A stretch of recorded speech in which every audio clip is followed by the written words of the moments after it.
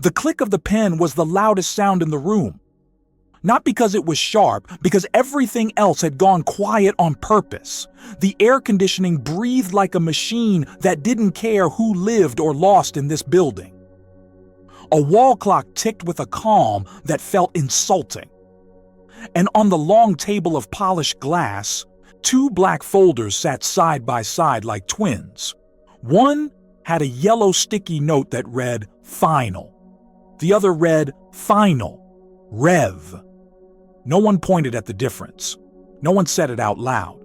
But everyone in that room understood what it meant. There was more than one ending. Elliot Carver sat at the head of the table with the kind of posture you learn when people spend their lives watching you. Billionaire, founder, the man whose name was printed on buildings, scholarships, and headlines, but right now, he looked like a man who hadn't slept in 3 days. His hand hovered over the last page, pen held between 2 fingers as if it weighed more than the contract itself. A gold ring pressed into the skin at his knuckle. His grip tightened, then loosened, like he was trying to convince his own body to cooperate. Across from him, Derek Vance sat with practiced ease, suit flawless, hair perfect, eyes steady. His title on paper was Chief Financial Officer. In reality, he was the person who made panic sound like strategy. "We have a window," Derek said quietly, almost kindly. "Less than 2 minutes before the call goes live with the investors." Elliot didn't look up. "And if I don't sign?" Derek gave a small, controlled smile. "Then we don't stabilize the narrative. Then the market writes its own story about you, about the company, about jobs." He said jobs the way you say storm, the way you say fire, something that could take everything if you didn't move fast enough. 2 lawyers nodded. An assistant sat ready with a laptop open to a calendar that had been weaponized. On the far side, an older board member's hands were folded like a prayer, his expression carved from the same stone as the building. No one in the room was afraid of losing money. They were afraid of losing control. And that's why nobody looked toward the door. Because at the edge of all that power, half hidden by the glass wall and the reflection of ceiling lights, a cleaning cart rolled in like it belonged to a different universe. The woman guiding it wore a plain uniform, no jewelry, no perfume, no voice in the room's hierarchy. A name badge pinned to her chest read Rosa. Rosa kept her eyes lowered the way you do when you've learned that being noticed can cost you your paycheck. She wasn't supposed to be part of anything happening in here. She was just the person who made sure this place stayed spotless for the people who lived inside their decisions. She pushed her cart to the corner and started doing what she always did. Quick, quiet, invisible. A wipe of the baseboard, a sweep near the door. A glance at the trash bin labeled confidential disposal. And then she heard a word that made her hand stop mid-motion. "Stonebridge," Derek said, sliding the folder forward like a gift. "This partnership saves us. It ends the crisis." Stonebridge. Rosa didn't react like a movie character. She didn't gasp. She didn't drop anything. She just froze. A breath caught, a shoulder tightened. Her fingers squeezed the cloth until the fabric bunched in her fist, because she knew that name. Not from headlines, from the kind of life you don't post about, from paper that had ruined someone she loved, from a signature someone made under pressure and regretted for the rest of their life. Her eyes drifted to the folders, then to the assistant. And she saw something so small nobody else would have noticed unless they lived their whole life noticing things. Derek tilted his head toward the assistant. "Bring the final printed version." The assistant reached for the folder marked Final. Rev. But then, just for a second, his hand hesitated. A subtle switch, a smooth motion that looked harmless if you weren't paying attention.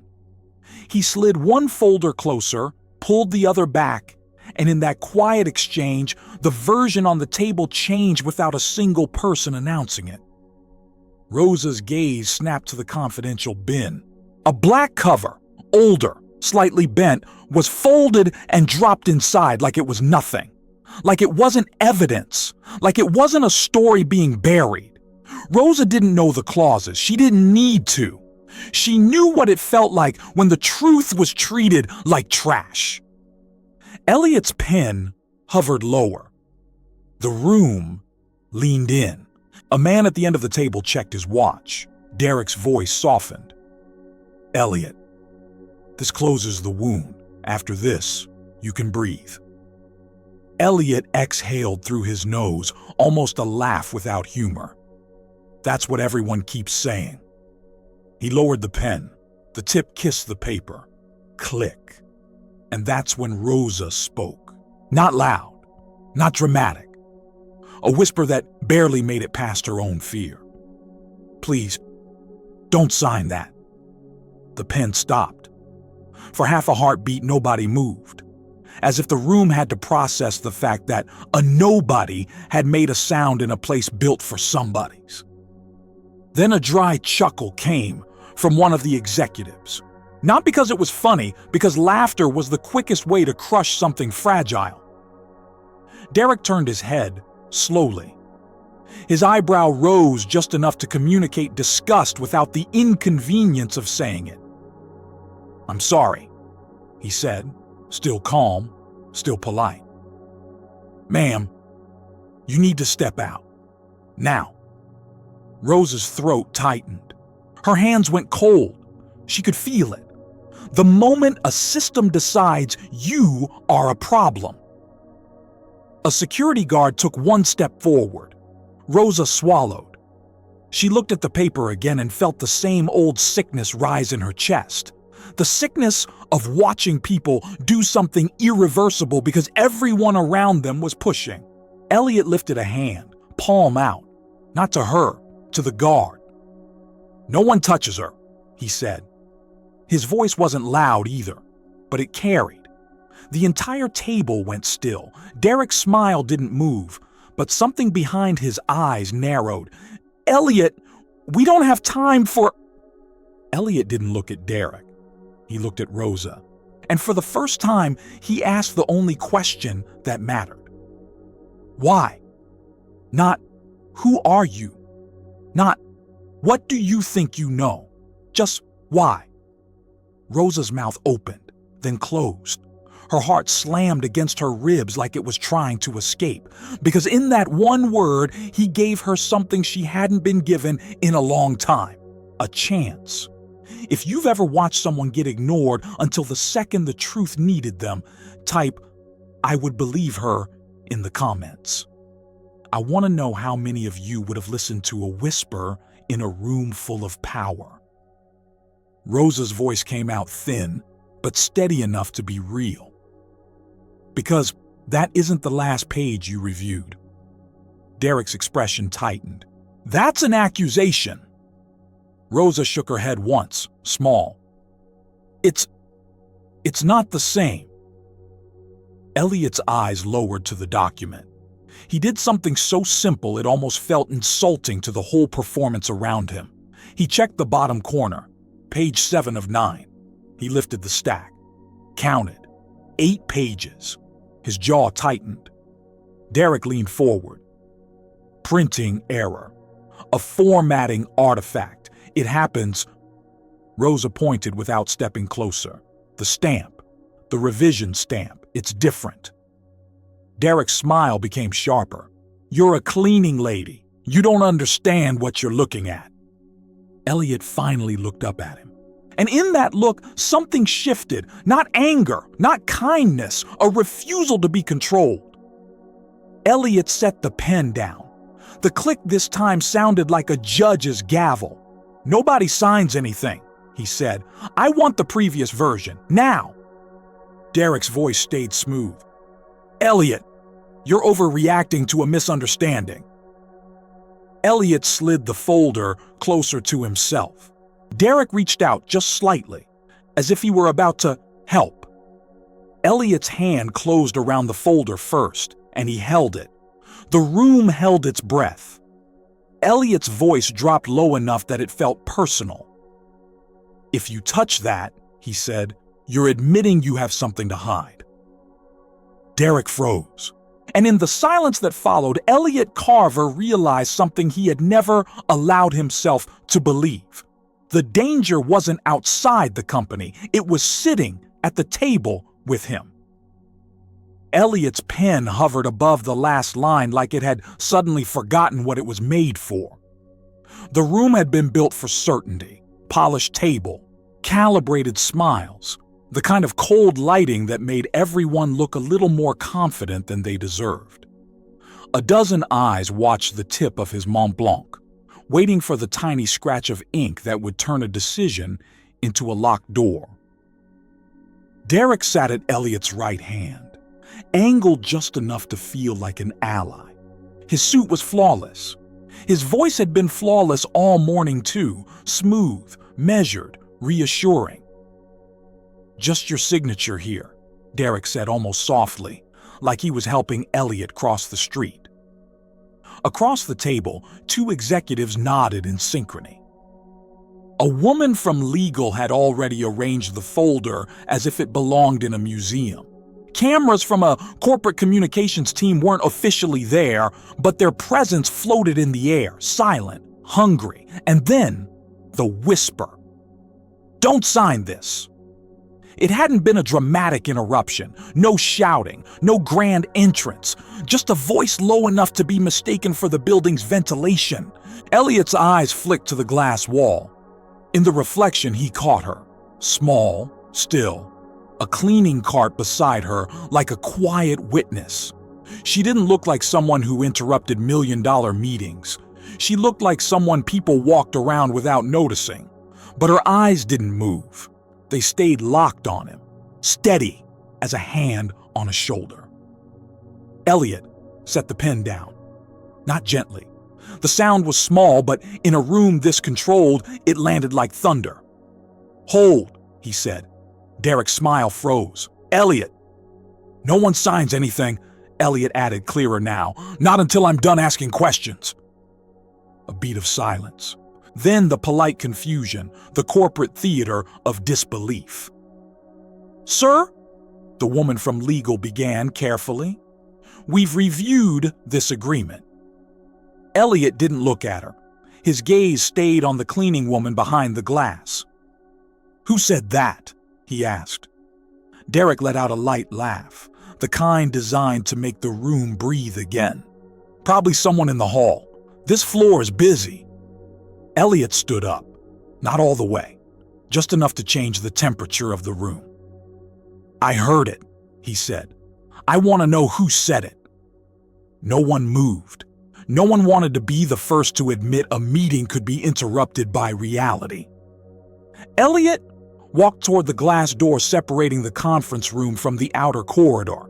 His shoes made clean, deliberate sounds on the floor. Derek rose quickly, too quickly, as if standing could erase what was happening. "Elliot," Derek said, following him, voice tightening, "you don't want to derail this over some—" Elliot opened the door. The corridor smelled faintly of lemon disinfectant and coffee someone had forgotten to drink. The cleaning woman stepped back instinctively, hands hovering over her cart handle like it was a shield. Up close, Elliot noticed details the boardroom never would. Her fingers were dry and slightly cracked.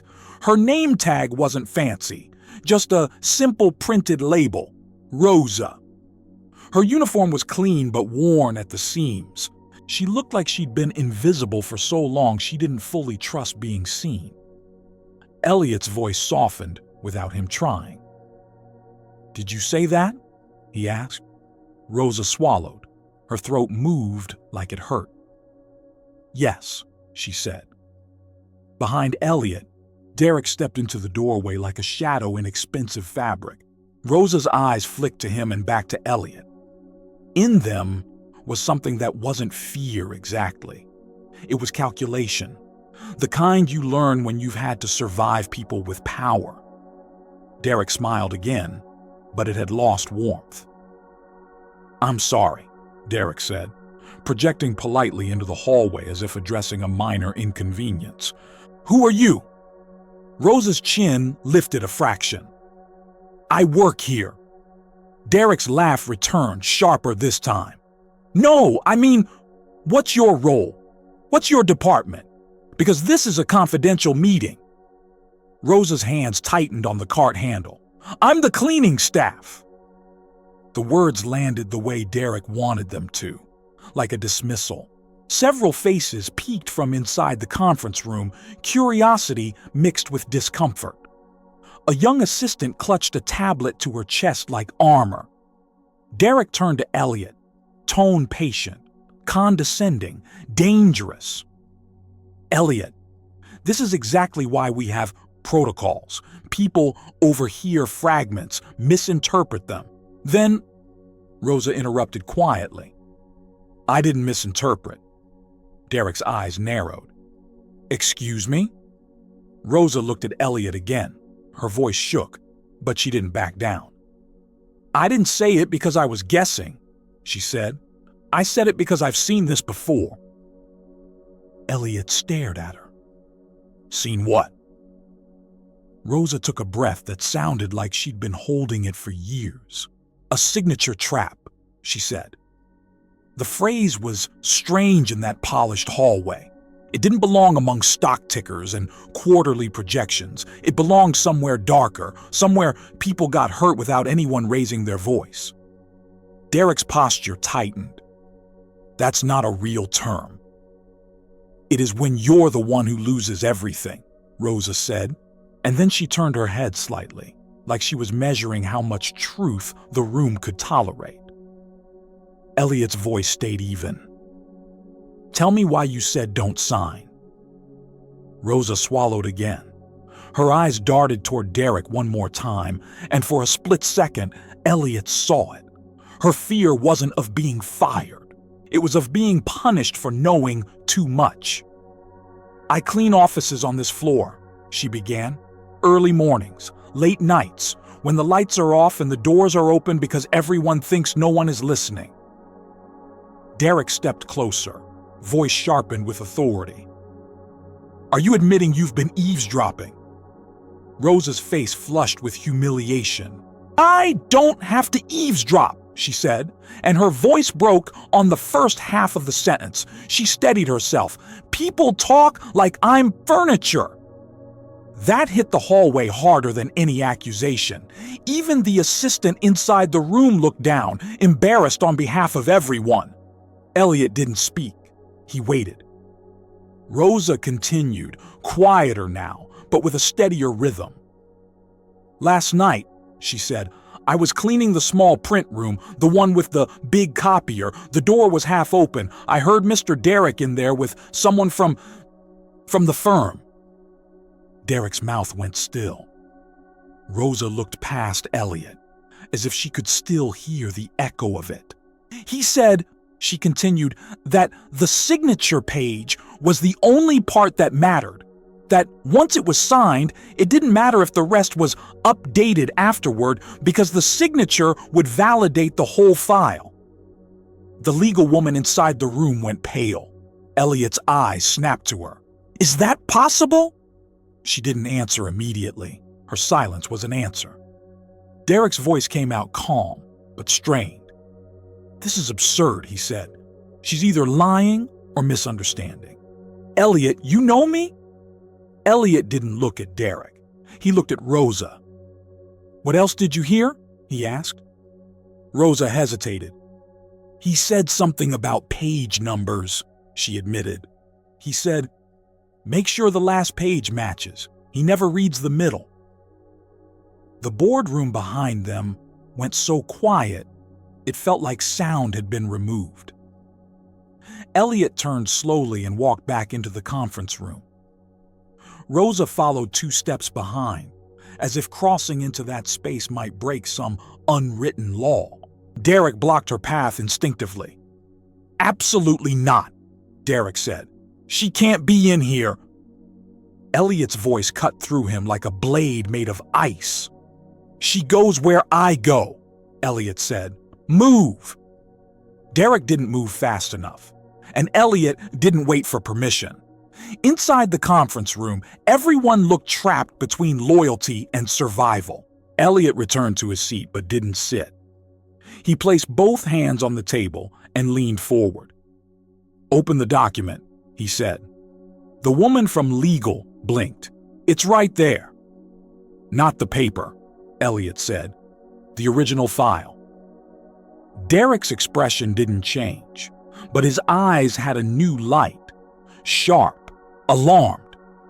We reviewed the final draft, Derek insisted. This is the final version. Elliot stared at him.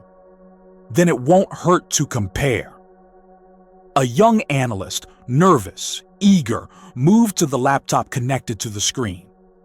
Fingers trembling, he pulled up the contract file. Elliot pointed. Scroll to the signature page. The screen showed the signature block. Elliot's name typed neatly. Date field empty. Everything normal. Now Elliot pointed again, slower. Scroll up, he said. Find the clause about transfer of controlling interest. The analyst hesitated. Which section? Find it, Elliot repeated, voice steady. Pages slid past on the screen. Definitions, liability, arbitration, confidentiality. Then Elliot saw it. Or rather, he didn't see it. The clause he remembered from earlier drafts, one that protected him, was missing. He looked at Derek slowly. Where is section 12? Elliot asked. Derek smiled like someone being accused of stealing a penny. Some sections get renumbered in final drafts. That's normal. Elliot didn't blink. Rosa, he said, and everyone flinched at hearing her name spoken like it mattered. You said updated afterward? What did you mean? Rosa stepped closer to the screen, but didn't touch anything. She leaned in, eyes scanning like someone who had learned to read danger in fine print. The file name, she said softly. What about it? Elliot asked. Rosa pointed, not at the legal language, but at the top corner where the document property sat. It says Final V7, she whispered, but the one I saw last night, the printer log, it printed Final V9. Derek's head snapped toward her. Printer log. Rosa didn't look at him. It prints on the side panel, she said. Timestamps, file names. Elliot's jaw tightened. You checked it? Derek asked, voice suddenly too loud. You're not authorized.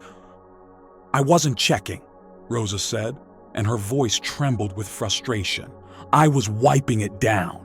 The screen was on, and the file name was there. I can read.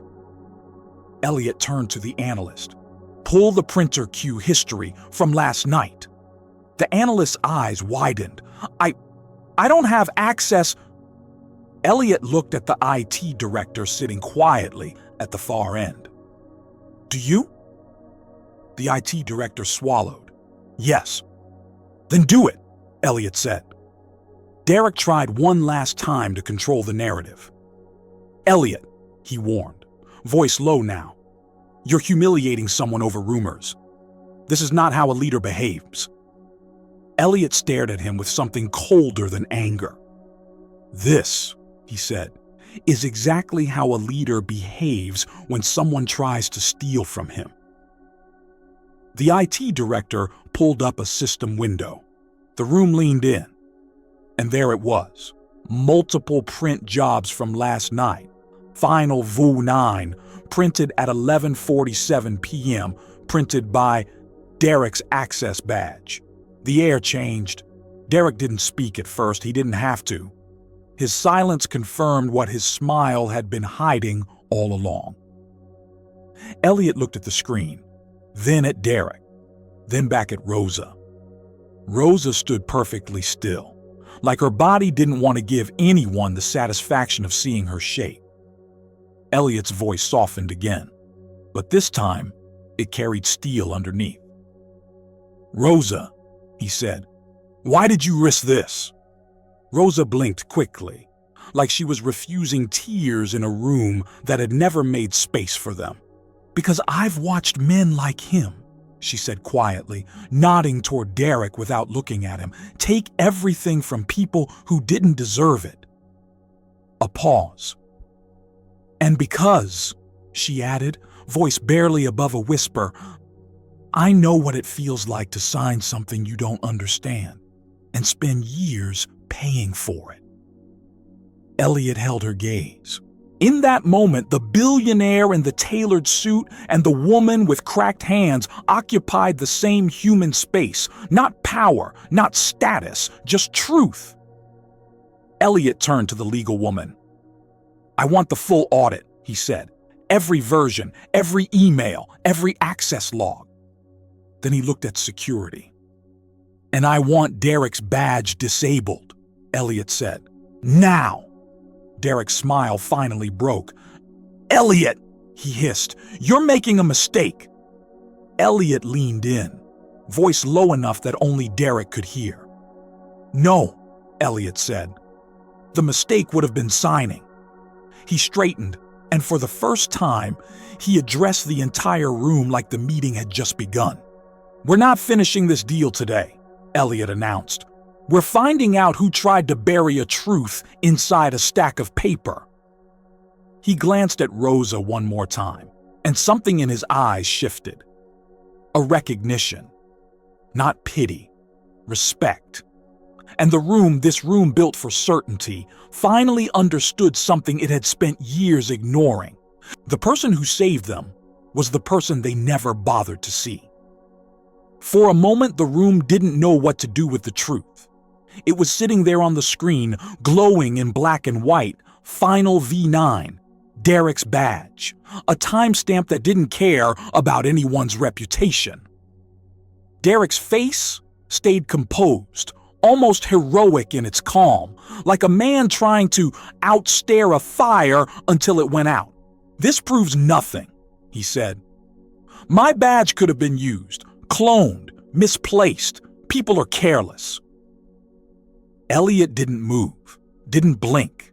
He just stared at Derek the way you stare at someone you've known too long, and finally see clearly.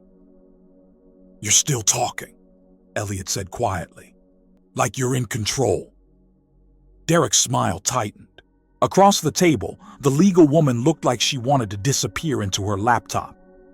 Security stood near the door now, present but polite, as if a single wrong breath could turn the company into a headline. Elliot turned to the IT director. "Lock the version history. Export it. I want every checksum, every timestamp, every access record." The IT director nodded, hands already moving. Derek leaned forward, voice lowering into something more intimate, more dangerous. "You're letting a cleaning lady dictate your decisions," he murmured. "Do you hear how that sounds?" The room flinched, because it wasn't just an insult. It was a reminder of the rules everyone had quietly lived by. Rosa stood by the glass wall, shoulders squared, hands clasped at her waist. She looked like she'd been told her entire life to shrink, and she didn't. Elliot's eyes went to her. "Rosa," he said, calm. "You said you've seen this before." Rosa nodded once. "Yes," Derek scoffed. "She's building a story. That's what people do when they want attention." Rosa's gaze didn't even flick to him this time. "I don't want attention," she said. "I want you to not sign." Elliot held her eyes. "Then help me finish this. What do you have?" Rosa hesitated. And Elliot saw it. The moment where a person decides whether they're about to ruin their own life to protect someone else's. Derek watched her like a predator watches a door. "What do you have?" Elliot repeated softer. Rosa inhaled. Then very slowly, she turned and walked to her cleaning cart. The room leaned forward without meaning to, because something about that cart, ordinary, ignored, pushed through hallways, suddenly felt like it was carrying a secret big enough to break a man in a $1,000 suit. Rosa opened a side compartment near the bottom, where most people assumed only rags and gloves lived. She reached in and pulled out a clear plastic evidence bag, the kind you could buy at any office supply store. But what was inside made the air leave the room. Paper. Not neat paper, not professional paper. A handful of torn, jagged strips, and one intact page, folded carefully, corners protected like it mattered. Derek's face changed for the first time, just a flicker, but Elliot caught it. "What is that?" Elliot asked. Rosa stepped closer and placed the bag on the table. Her hand shook once as she let go. Then she steadied it with her other palm like she was anchoring herself to reality. "It was in the shred bin," Rosa said. Derek let out a laugh too sharp to be real. "So now she's digging through trash?" Rosa looked at Elliot, not Derek. "I take out the shred bins every night," she said. "It's my job." Elliot's voice was quiet. "Why did you keep it?" Rosa swallowed. "Because last night, the shred bin wasn't normal." Derek's jaw tightened. Rosa continued. "It was heavy, like someone had shredded a lot in a hurry, and there were pages that shouldn't be there, not random drafts, not old memos." She tapped the plastic bag gently. "Contract pages," she said. "Fresh." The paper was still warm. The legal woman's hand rose to her mouth. Elliot looked at the torn strips. "Can you prove what they were?" Rosa nodded. Then she unfolded the intact page, and the room stopped breathing. At the top, the header matched the contract on the screen. Same company name, same font, same formatting, same footer style. But the page number in the bottom corner was different. Page 12 of 43. Elliot's eyes narrowed. "Section 12, he whispered. Rosa nodded again. "The one you couldn't find?" Derek's chair scraped slightly as he shifted. A small sound.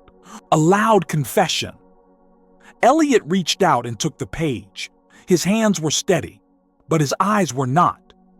Because the page wasn't just a missing clause, it was a protection clause. A paragraph that clearly stated any changes to controlling interest required Elliot's written approval on the updated page. Not just a signature on the final page, a safeguard, a lock, the kind of lock someone would remove if they planned to walk out with the building. Elliot looked up at Derek. Derek shrugged, still trying to keep it light. "You're going to trust a page found in a trash bin? Come on." Rosa's voice cut in. Not loud, not dramatic, just precise. "There's more," she said. She reached into the bag again and pulled out something small, a yellow sticky note. Its adhesive corner was bent, like it had been ripped off in a hurry. She placed it on the table. Elliot looked down. 4 words written in black ink. "Swap," after he signs. Underneath, 2 initials, DK. The room went silent in a way that felt like judgment. Derek's eyes snapped to the note, then to Rosa. "That's fake," he said quickly. "Anyone can write initials." Elliot didn't answer. He picked up the sticky note and stared at the handwriting. Then he turned his head to the assistant near the wall. "Bring me the folder," Elliot said. "The one Derek gave me this morning. The one with his notes." The assistant hurried over with a smaller leather folder Derek had been carrying earlier. Inside were meeting talking points, neatly printed with a few handwritten annotations. Elliot laid them side by side. Same slant, same pressure marks, same way the letter S curled at the end. Elliot looked at Derek like the question didn't even need to be spoken. Derek's throat moved. "Elliot," he said, voice lowering into persuasion again, "you're spiraling. You've got stress. You're reacting. Let's step outside. You and me." "No," Elliot said. Just one word, but it landed like a door slamming shut. He slid the sticky note across the table toward the legal woman. "Is this enough for you?" Elliot asked, "to tell me we have a problem?" The legal woman stared at it like it was radioactive. "Yes," she whispered. "Yes, sir." Elliot nodded once, then looked at security. "Derek is not leaving this floor," Elliot said. "Not until we have statements, not until compliance arrives, not until our external counsel is on the phone." Derek stood up, palms open in a performance of innocence. "This is insane," he said. "You're letting a janitor destroy my career with trash and a sticky note." Rosa's face tightened, but she didn't flinch. Elliot stepped between them without even thinking. He didn't raise his voice. He didn't need to. "Don't call her that," Elliot said. Derek blinked. "Call her what?" Elliot's eyes hardened. "Like she's not a person." The room felt that, because for the first time, it wasn't just about a contract. It was about something older. A whole system built on ignoring certain people until their silence became convenient. Derek tried to laugh again, but it came out hollow. "You think she's a hero?" he asked. "You don't even know her." Elliot glanced at Rosa, then back at Derek. "I know enough," he said. "She stopped me from signing my life away." Rosa's eyes shimmered once, just once, like a tear tried to rise, and she refused to give the room that satisfaction. Elliot turned to her, voice quieter now, just for her. "Rosa," he said, "you didn't have to do this." Rosa's lips pressed together. She nodded faintly. "I know," she whispered. Then she lifted her chin, and the next words weren't angry. They were tired. "I did it because I've been the person who signed," she said softly, "and nobody warned me." Silence. Derek's face tightened, almost snarling beneath the polish. "You're going to regret this," he muttered. Elliot didn't react. He just looked at Derek like a man reading the end of a story he thought he controlled.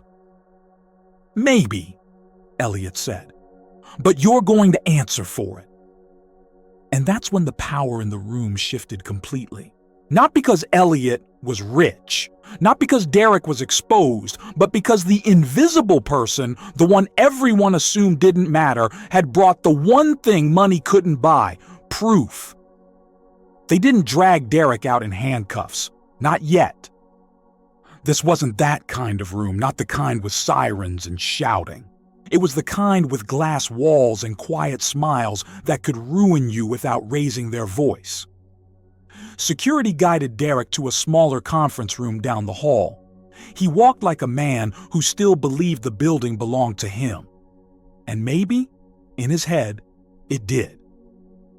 Elliot stayed where he was, staring at the torn page on the table like it was a photograph of a crime scene.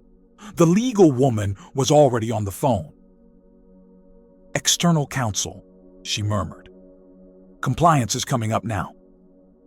The IT director didn't look up from his laptop. His fingers moved fast, almost angry. "Version history is locked. Exports are running. Backups are mirrored." All of it felt official, cold, procedural. And yet, Elliot couldn't stop looking at Rosa. She was still standing by the glass wall with her hands folded, as if waiting for someone to tell her she could leave. Like she didn't belong in the story even after she'd changed the ending. Elliot cleared his throat. "Rosa," he said gently, "can you sit?" Rosa's eyes flicked to the chair nearest her, then away. "I'm fine," she said. Elliot stood and pulled the chair out anyway, not as a gesture of control, but as a small offering. Like a man realizing too late that people get tired of standing their whole lives. "Please," he said. Rosa hesitated. Then she sat, slowly, still holding herself like someone who learned to stay small even in rooms where truth was finally allowed. Elliot sat across from her, leaving space between them. Not because he feared her, but because he didn't want her to feel cornered. His voice came softer now. No audience in it. "You said something," he began. "You said you've been the person who signed." Rosa didn't answer right away. She looked at her hands, clean hands, but with the faint lines of work in them, not the kind of work that gets celebrated, the kind that gets expected. Elliot waited. It was a strange thing. Patience in a room where money usually spoke faster than people. Finally, Rosa said, "Do you know what floor this is?" Elliot blinked. 28. Rosa nodded like she'd expected that answer, like it proved something. "I used to work up here," she said. Elliot's face shifted. "What do you mean?" Rosa swallowed. "I used to have a desk, a phone, a badge that opened doors." The room felt like it leaned in, even with no one else listening. Elliot shook his head slightly. "Here? At my company?" Rosa let out a breath that wasn't quite a laugh. "Back when your father still walked these halls," she said. Elliot's jaw tightened at the mention of him. Most people didn't bring up his father unless they wanted something. But Rosa wasn't asking for anything. She was remembering. "I was a contracts coordinator," she continued. "Not a lawyer, not an executive. But I sat in meetings. I took notes. I tracked revisions. I caught errors before they became disasters." Elliot's eyes narrowed. "Why didn't I know this?" Rosa's gaze stayed steady, but her voice thinned slightly, like speaking the next part would cost her. "You weren't supposed to know," she said. Elliot leaned forward quietly. "Who made that decision?" Rosa didn't say Derek's name. She didn't have to. Instead, she said, "There was a time when people here cared about safeguards, about fairness. Your father, he wasn't perfect, but he hated predatory contracts. He'd say, 'If you have to trick someone to win, you already lost.'"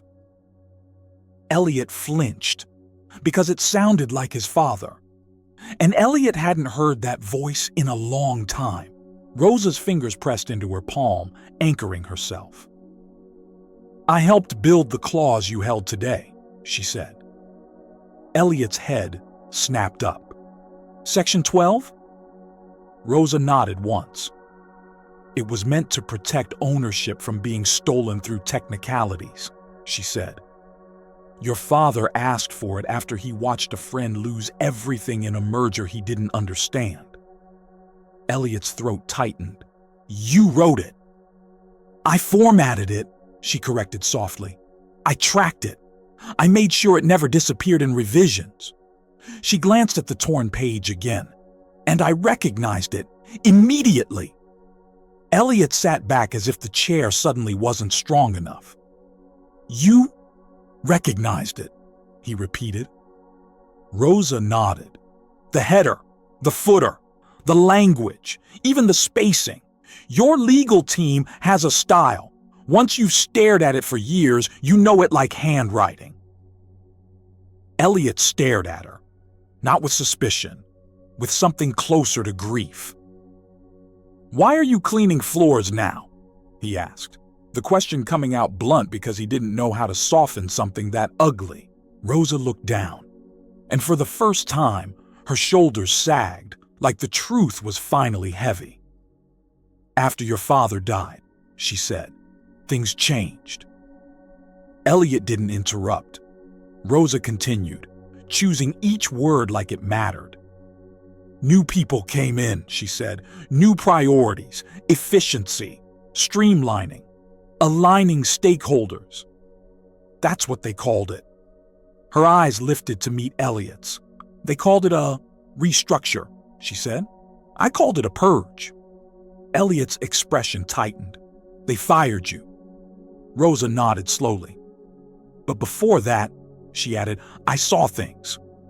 Elliot's voice dropped. What things? Rosa's mouth pressed into a line. Pages missing, she said. Protections quietly removed. Small companies swallowed.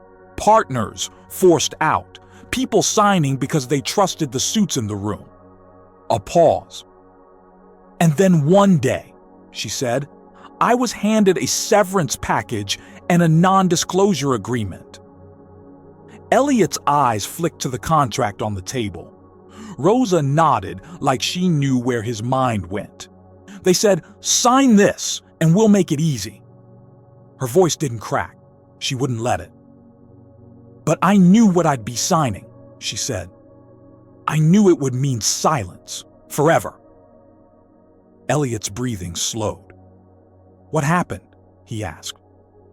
Rosa's gaze turned distant, like she was watching an old film she didn't want to see again. I didn't sign, she said. A beat. And that's when they stopped calling me Rosa. Elliot frowned. What does that mean? Rosa's eyes came back sharp. It means I went from employee to problem, she said.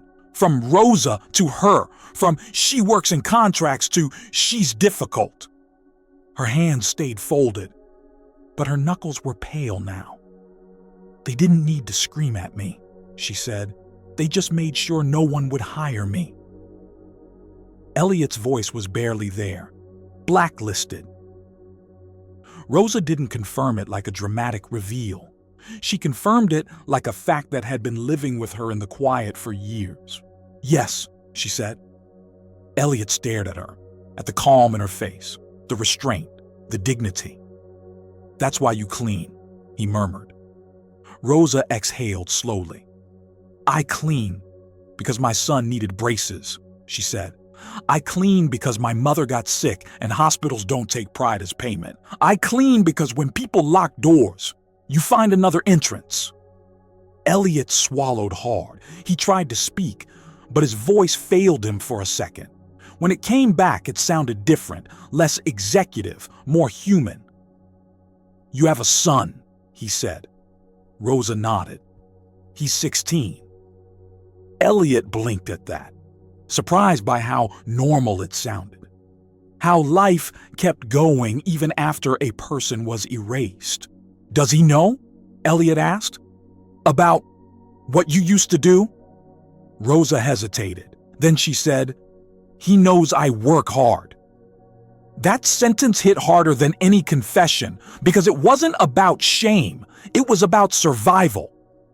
Elliot looked down at the torn page again. So, today, when you saw Derek's version, I knew, Rosa said quietly. Elliot looked up. How?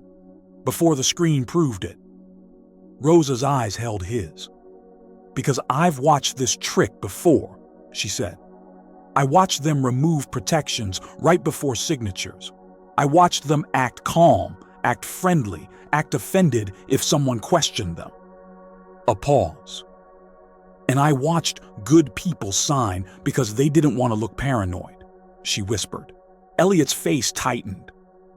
Was one of those good people you? He asked. Rosa looked at him for a long second. Then she shook her head. No, she said. My father. Elliot went still. Rosa's voice stayed steady, but the pain in it was unmistakable. He ran a small logistics company, she said. He was proud, old school. Handshakes mattered to him. He trusted the wrong men. He signed something he didn't fully understand because he didn't want to seem ignorant. Her throat moved as she swallowed. And within a year, she said, he lost everything. Elliot's eyes burned. Rosa's gaze dipped for the first time, like she was ashamed that her story needed this much air. He died thinking it was his fault, she said softly. Thinking he was stupid. And I let him. Elliot's voice caught. Rosa, I didn't know how to explain to him that the game was rigged, she whispered. I didn't know how to tell him he never had a chance in a room full of people who'd already decided the ending. Silence. It didn't feel like a pause. It felt like a reckoning. Elliot leaned back, staring at nothing for a moment, the way a man does when something inside him breaks and rearranges. All his life, he'd believed the world was divided by competence, that the right people rose, that failure was personal, that success was earned. And now, in front of him, sat a woman who had been competent enough to save him, and still got pushed into invisibility. Elliot's voice came out quiet. "Why didn't you leave? Start somewhere else?" Rosa's eyes lifted, and there was something almost gentle in them. "Because this company used to mean something," she said. Elliot blinked. Rosa continued softer now. "Your father used to walk past my desk and say good morning like he meant it. He used to ask my opinion about wording because he respected the details. He used to thank people who weren't in the spotlight." Her lips pressed together. "I stayed longer than I should have," she admitted, "because I kept hoping it would come back." Elliot stared at her, and something in him shifted, like a man realizing the building he inherited wasn't the one he thought it was. Outside the glass wall, people moved, phones, papers, procedure. But inside, it was just two human beings and a truth that had been waiting to be seen. Elliot's voice lowered, firm now. "This ends," he said. Rosa blinked, wary. "What ends?"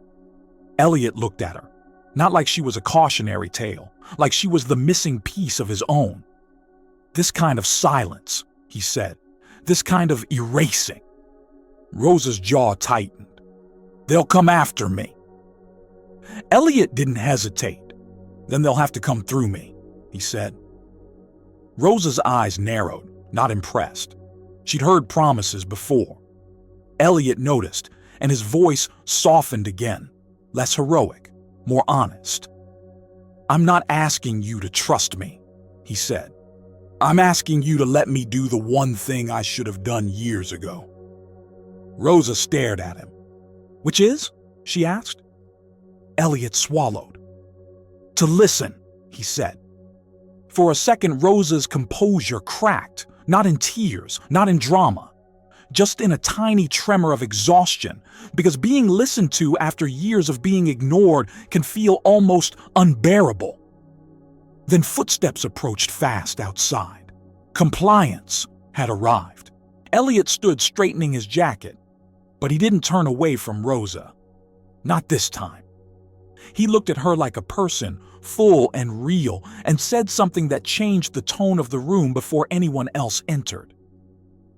"When this is over," he said quietly, "I want you beside me, not behind me, not outside the glass." Rosa's eyes shimmered again, just once. She didn't say yes. She didn't say thank you. She just nodded, small and careful. Because for the first time in a long time, the world was beginning to shift, and she wasn't sure yet if it was safe to believe it.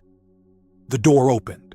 Compliance walked in, and Elliot's voice changed, steel under calm. "Let's talk about what's been happening in my company," he said. And for the first time, Rosa wasn't invisible in the room where it mattered most. The compliance team didn't walk in like heroes. They walked in like gravity. Two women and a man in dark neutral suits. No flashy jewelry, no wasted words. One carried a hard case. Another carried a folder thick enough to feel like a verdict. The third didn't carry anything at all, which somehow made him the most dangerous. Elliot stayed standing. Rosa stayed seated, hands still folded, but her eyes tracked every movement like she'd learned long ago that paperwork can hurt people more quietly than fists ever could. The lead compliance officer glanced at the torn page on the table, the laptop still open, the time-stamped evidence frozen on screen. Her tone was calm, almost gentle. "Who touched the document?" The room held its breath. Elliot answered immediately. "No one. After we noticed the discrepancy, we stopped. We preserved." The compliance officer nodded once, then turned to the IT director. "Lock the system," she said. "Full access log export, version history, device IDs, IPs, backups, everything." The IT director swallowed and nodded. The compliance officer turned her eyes to Rosa. "And you," she said, not cruelly, not kindly, just directly. "Who are you?" Before Rosa could speak, a voice came from the doorway, smooth, irritated, and familiar. "Don't waste your time." Derek. He wasn't supposed to be back in this room. Security had moved him down the hall, but Derek had always been good at finding his way back into power, through doors, through people, through pressure.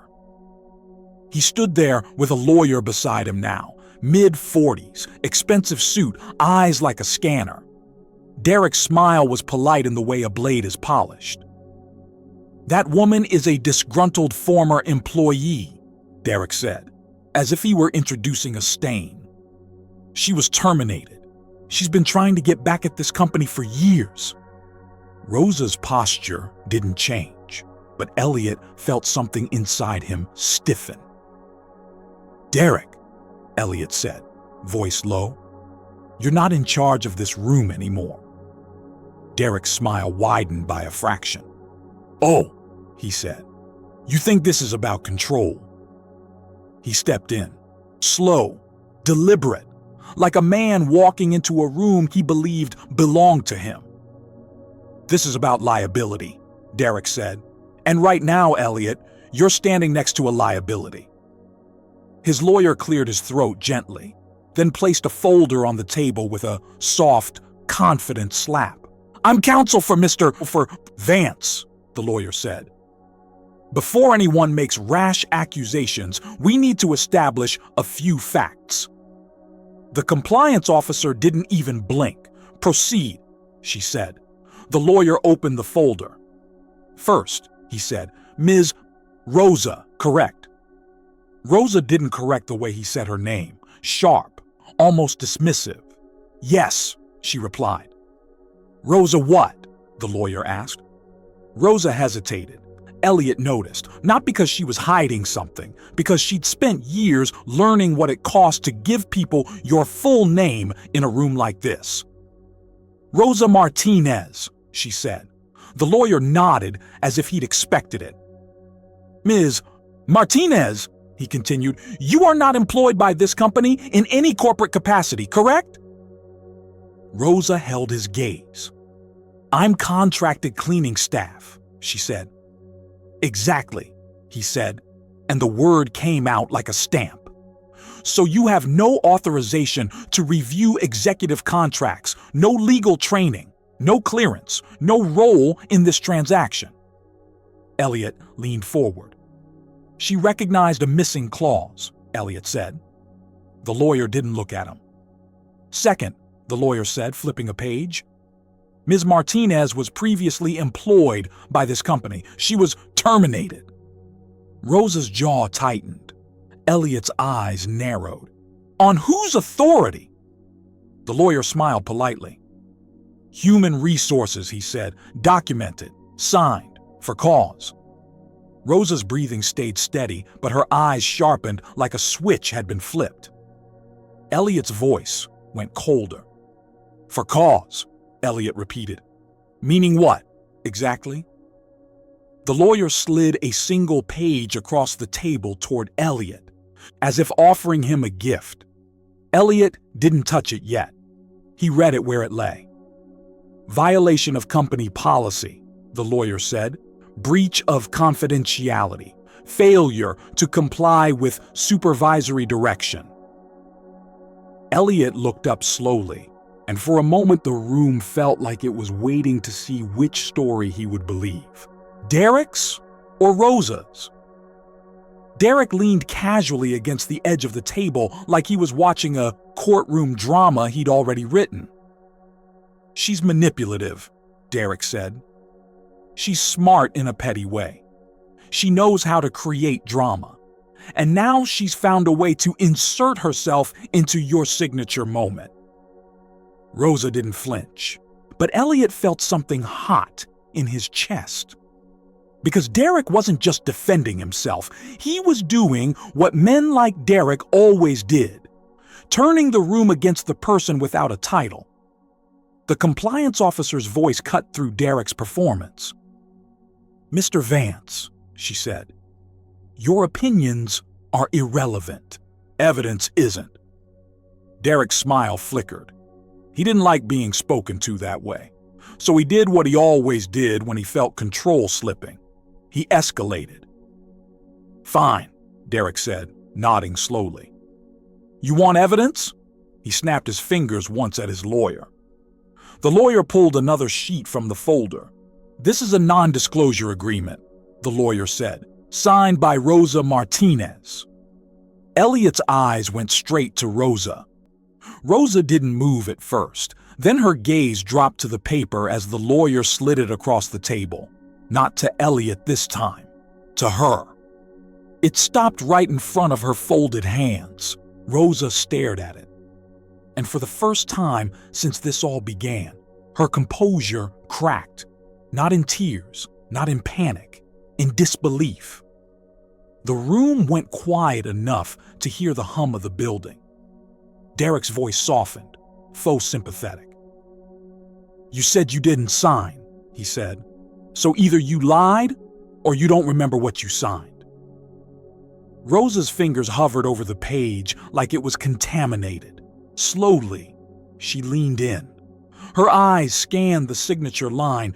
Her name was there, her handwriting, or something that looked like it. Her breath caught. Elliot watched her face change, like someone looking at a photograph of themselves at a place they've never been. "That's..." Rosa whispered.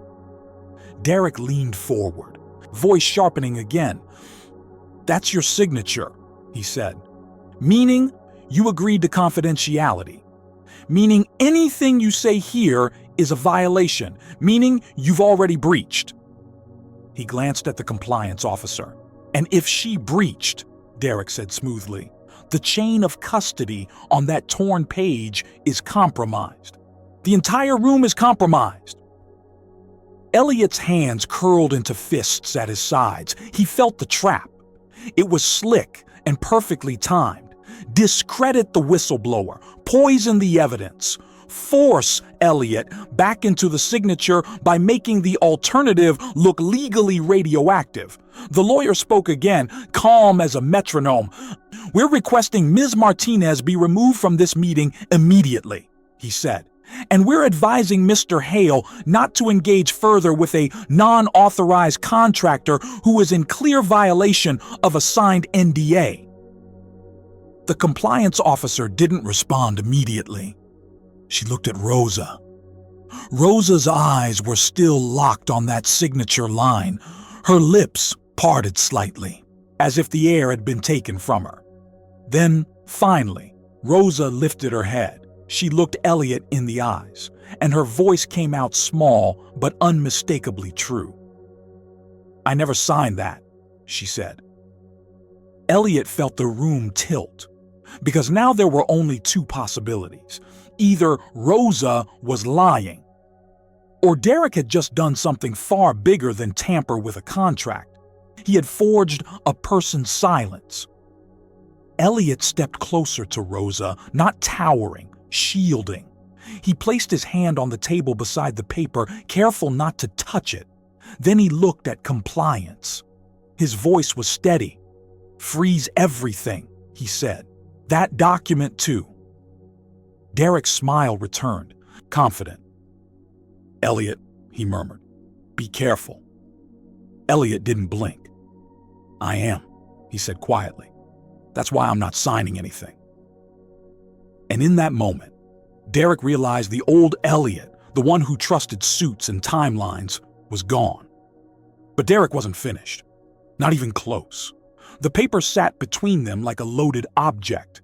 Not because it was loud, because it was clean. Too clean. Rosa's name, a line of ink that tried to sound like her voice, and Derek, standing there with that same polished calm, was counting on one simple human weakness, that people believed the document over the person. Elliot didn't. Not anymore. He looked at the compliance officer. I want this treated like evidence. The compliance officer gave a small nod and looked at the IT director. Lock it down. We're mirroring everything. Then she turned to the third person from compliance, the one who hadn't carried anything into the room. Get legal down here, she said, and call forensics. Derek laughed softly, like this was all theater. That's adorable, he said. You're going to run a criminal investigation because a cleaning contractor doesn't remember signing an NDA? Rosa's eyes flashed. I remember what I signed, she said, voice low. I remember, because I had to learn the hard way. Derek's lawyer stepped in smoothly. We're not here to debate memories. The signature is present. The document exists. Elliot's gaze flicked to Rosa. Do you have an ID? He asked, gentle but direct. Rosa nodded and reached into her pocket. Her hand shook only once, just a tremor, then steadied. She placed her state ID on the table. Her name was crisp. Her photo was tired and honest. Then she did something Elliot didn't expect. She pulled out a small folded paper, old, soft at the creases. She smoothed it with the same care someone might use to flatten a family photograph.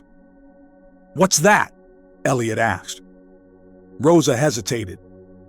It's from when they fired me. Derek's smile thinned.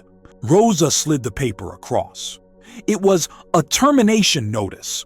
There was a signature at the bottom, her signature.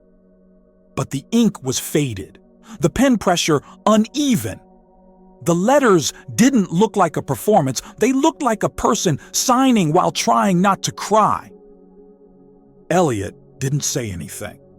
He just stared at it for a long moment. Then he looked back at the NDA Derek's lawyer had produced, side by side.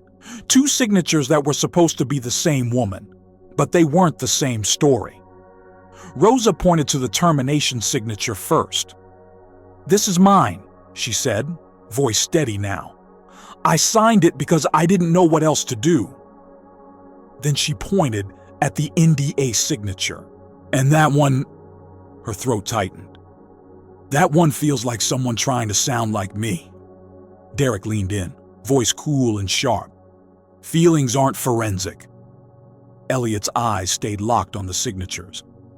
No, he said, but patterns are. The compliance officer opened the hard case.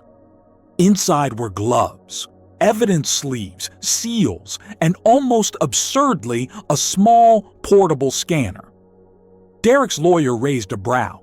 You carry that around? She didn't smile. We carry whatever we need, she said. Elliot watched her put on gloves and slide the NDA into an evidence sleeve, sealing it. Then she did the same with Rosa's termination notice. 2 documents, 2 signatures, 2 versions of Rosa. The IT director cleared his throat. We can pull up the original NDA file from the HR system if it exists. Derek's lawyer's eyes narrowed. Exists? It does exist. The compliance officer turned to the IT director. Do it. Version history. Who uploaded it? When? From what device? The IT director sat down at the laptop, hands moving quickly. Elliot felt the room change. This wasn't a debate anymore. It was a dig. Derek crossed his arms, posture relaxed, but his jaw was tight. Rosa kept her hands folded now, not out of fear, but discipline. Elliot turned to her quietly. Rosa, did you ever sign any NDA? Any onboarding paperwork? Anything when you started cleaning here? Rosa shook her head. We're contracted, she said. They had me sign a safety form. and a badge log. But not that. Derek's lawyer shrugged. Contractors sign NDAs all the time. Rosa's gaze snapped up. I don't sign what I don't understand, she said. I learned that after my husband. Her voice stopped, like she'd almost stepped on a memory she didn't want this room to see. Elliot noticed. He didn't push, not yet. The IT director spoke. I'm in the HR document repository. He paused. His voice went careful. The NDA file is here. It's not scanned. Derek's lawyer frowned. What do you mean, not scanned? The IT director swallowed. It's a digital PDF, not a scan of a wedding document. It looks generated. Elliot's eyes narrowed. Generated how? The IT director's finger hovered over the screen, like a template that was filled in. Name fields, date fields, and then a signature image inserted. The room went dead silent. That one phrase, signature image inserted, hit the air like a match. Derek's lawyer stepped forward fast. That's standard. The compliance officer turned her eyes to him. Not when you're claiming she physically signed it. Derek's face hardened. Are we really doing this? He said, voice sharper now. This is ridiculous. If you keep digging, you're going to create a bigger problem than you think. Elliot's eyes stayed calm. You mean for you, Elliot said. Derek took a step closer. His voice dropped to a private tone, but it was loud enough for everyone to hear. I built this deal, Derek said. If you blow it up because of a cleaner's paranoia, the board will eat you alive. Rosa's lips parted and she looked at Elliot, like she expected him to flinch, like she'd seen powerful men win because other men were afraid of being alone. Elliot didn't flinch. He leaned forward slightly, voice low. You didn't build this deal, he said. You built a trap. Derek's eyes flashed. Then, like a magician changing the trick, Derek's lawyer pulled out a second page. And since we're being thorough, he said, we also have witness statements. He slid them onto the table. 3 statements. Short, formal, typed. Each one signed, each one claiming Rosa had been seen lingering near executive offices. Rosa had been heard asking questions about deals. Rosa had been observed handling documents. Elliot stared at them. He felt his stomach turn. It was the oldest play in the book. Not just discredit her.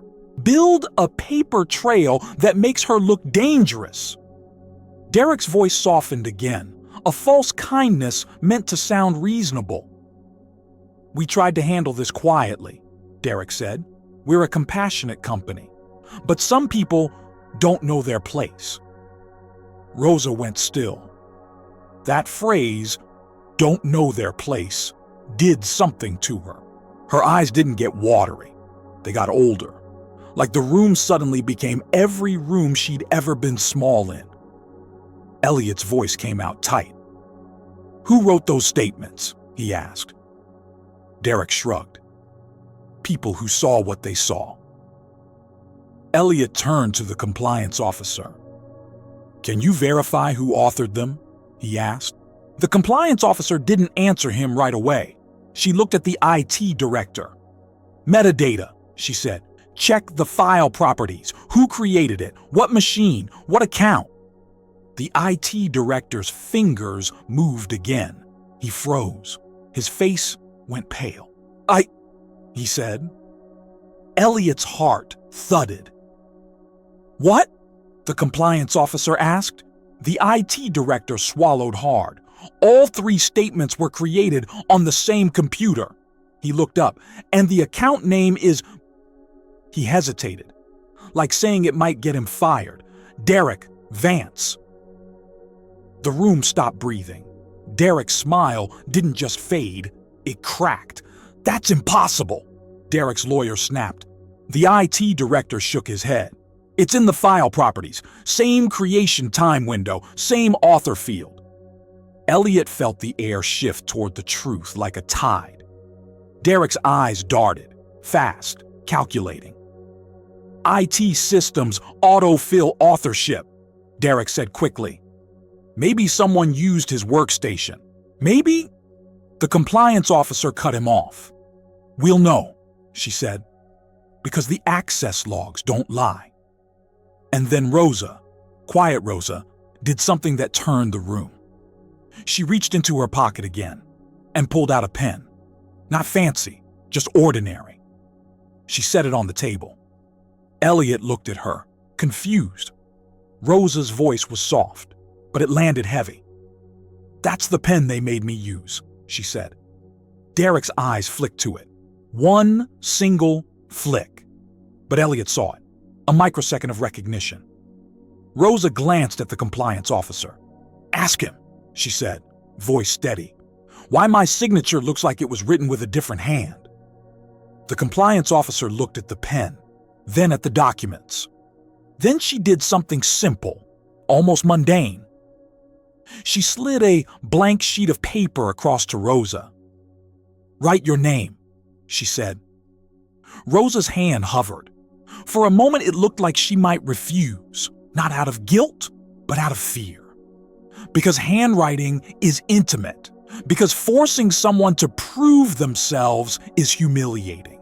Elliot's voice softened. You don't have to, he said. Rosa shook her head once. Yes, she whispered. I do.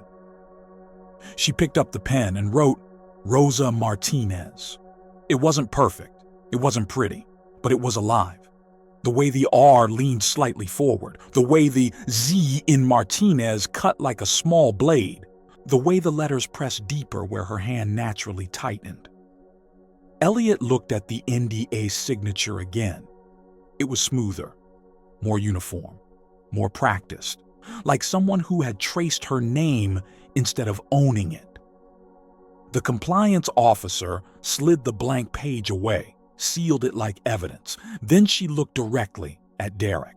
Her tone was cold now. Mr. Vance, she said, you're done talking. Derek's jaw tightened. You can't. Yes, she said. We can, because at this point we're not investigating an altered clause. She leaned forward slightly. We're investigating a forged identity. Derek's lawyer opened his mouth. But Elliot spoke first, and his voice carried the weight of a man who finally understood what power is for. Rosa, Elliot said quietly, how did you really know? Rosa didn't answer immediately.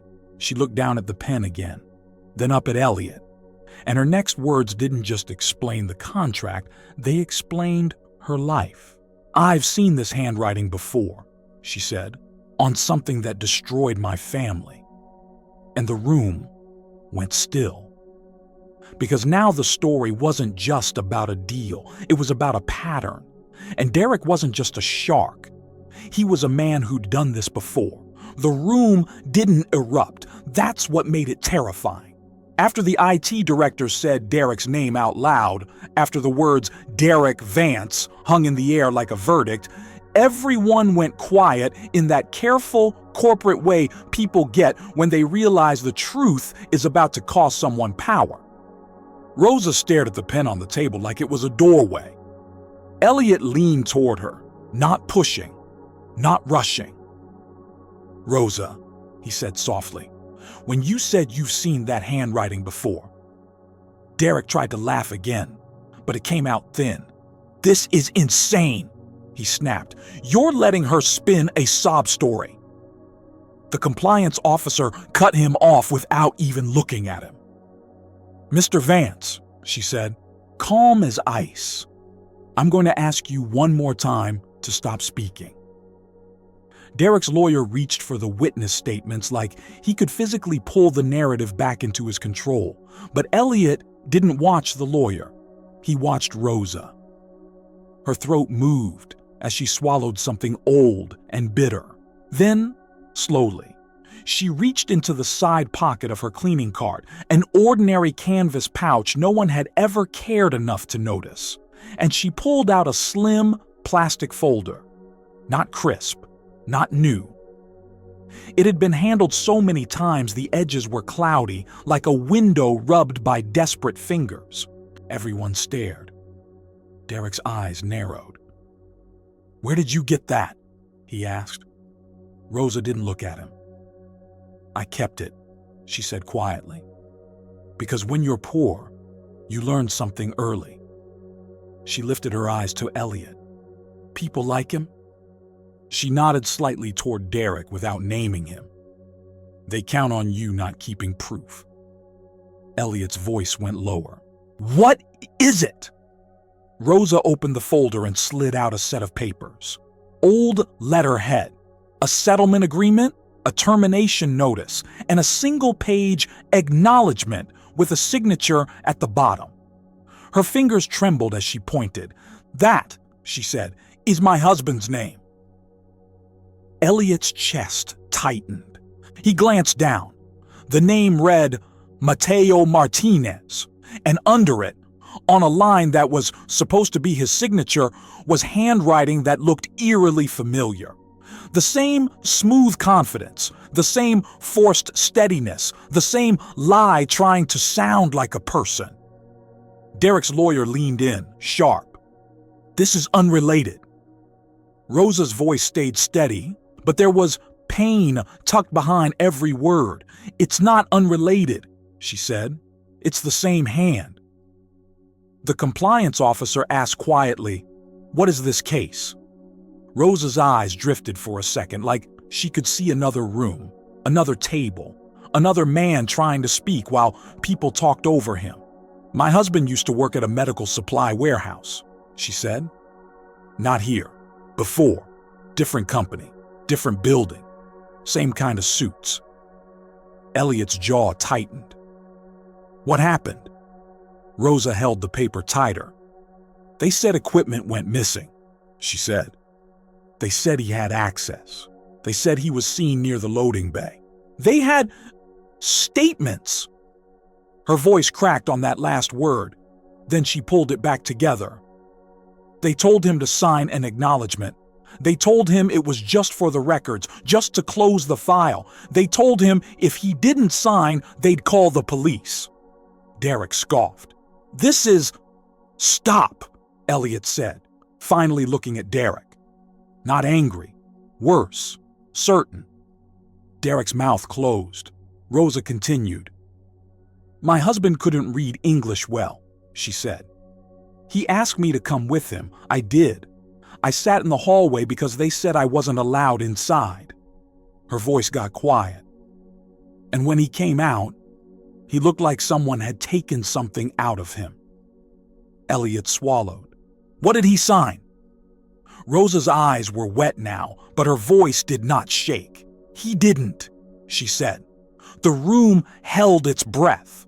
Rosa tapped the signature at the bottom of the acknowledgement. "That's not his," she said. "He didn't sign. He told me he refused." She looked up.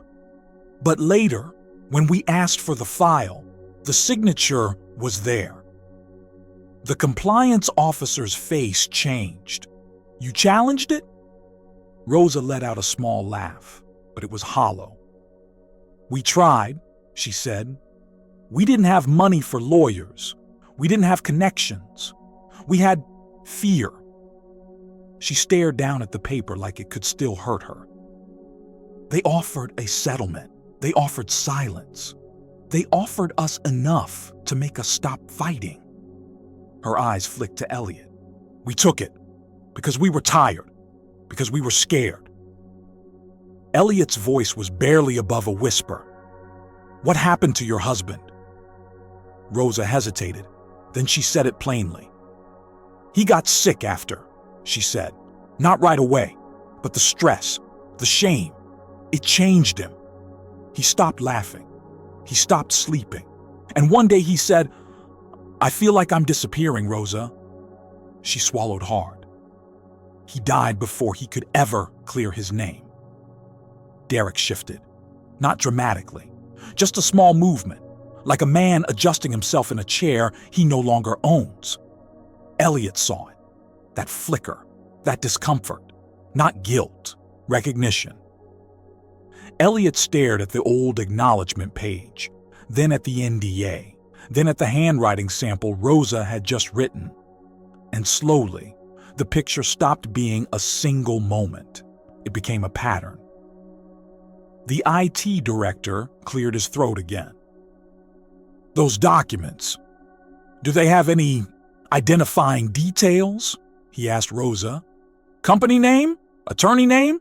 Anything we can cross-reference?" Rosa slid the settlement agreement forward. "There," she said, pointing to a line near the bottom. A name, a legal firm, and beneath it, in smaller print, Vance Advisory Group, Risk Mitigation Services. Derek's lawyer stiffened. The compliance officer's eyes sharpened. "Vance Advisory?" she repeated slowly. Then she turned to Derek. "Did you previously operate under that entity?" Derek's face hardened into something ugly. "That was years ago," he said. "Completely legal, completely—" Elliot leaned forward, voice low. "So you've done this before," he said. Derek laughed, but there was no humor in it now. "You have no idea what you're accusing me of." Elliot's eyes didn't leave him. "I think I do," he said. "I think you build evidence. You manufacture witnesses, you generate documents, and you aim it at the easiest target in the room." Rosa didn't cry. She didn't collapse. She simply sat there, finally seen, finally believed. And something in Elliot's face changed. Not pity, not even anger. It was the look of a man realizing he's been standing on a trap door his whole life. The compliance officer turned to the IT director. "Pull everything on Vance Advisory Group," she said. "Emails, attachments, any historical records in our archives, and I want external counsel on the line now." The IT director nodded quickly, fingers moving. Derek's lawyer stepped forward. "You can't just—" "Yes, we can," the compliance officer said, "because now this isn't a contract dispute." She looked at Derek like he was a stain. "This is obstruction, fraud, forgery, and intimidation." Derek's eyes snapped toward Elliot, sharp, warning. "You're making a mistake," he said. "If you go down this road, the board will—" Elliot stood up, slowly, deliberately. The chair leg scraped once against the floor, loud in the silence. "The board can call me," Elliot said. "They can threaten me. They can fire me." He looked down at the papers again, at Mateo's name, trapped under a signature that wasn't his. Then he looked back at Rosa. "But they can't make me unsee this." Derek's jaw clenched. "You think you're some hero now?" he said, "standing up for the cleaning lady?" Elliot's voice stayed calm. "No," he said. "I'm standing up for the truth." He turned to the compliance officer. "Call security," Elliot said. "Derek doesn't leave this floor until counsel arrives." For the first time, Derek's control slipped completely. "You can't do that," he snapped. "You're done," Elliot said.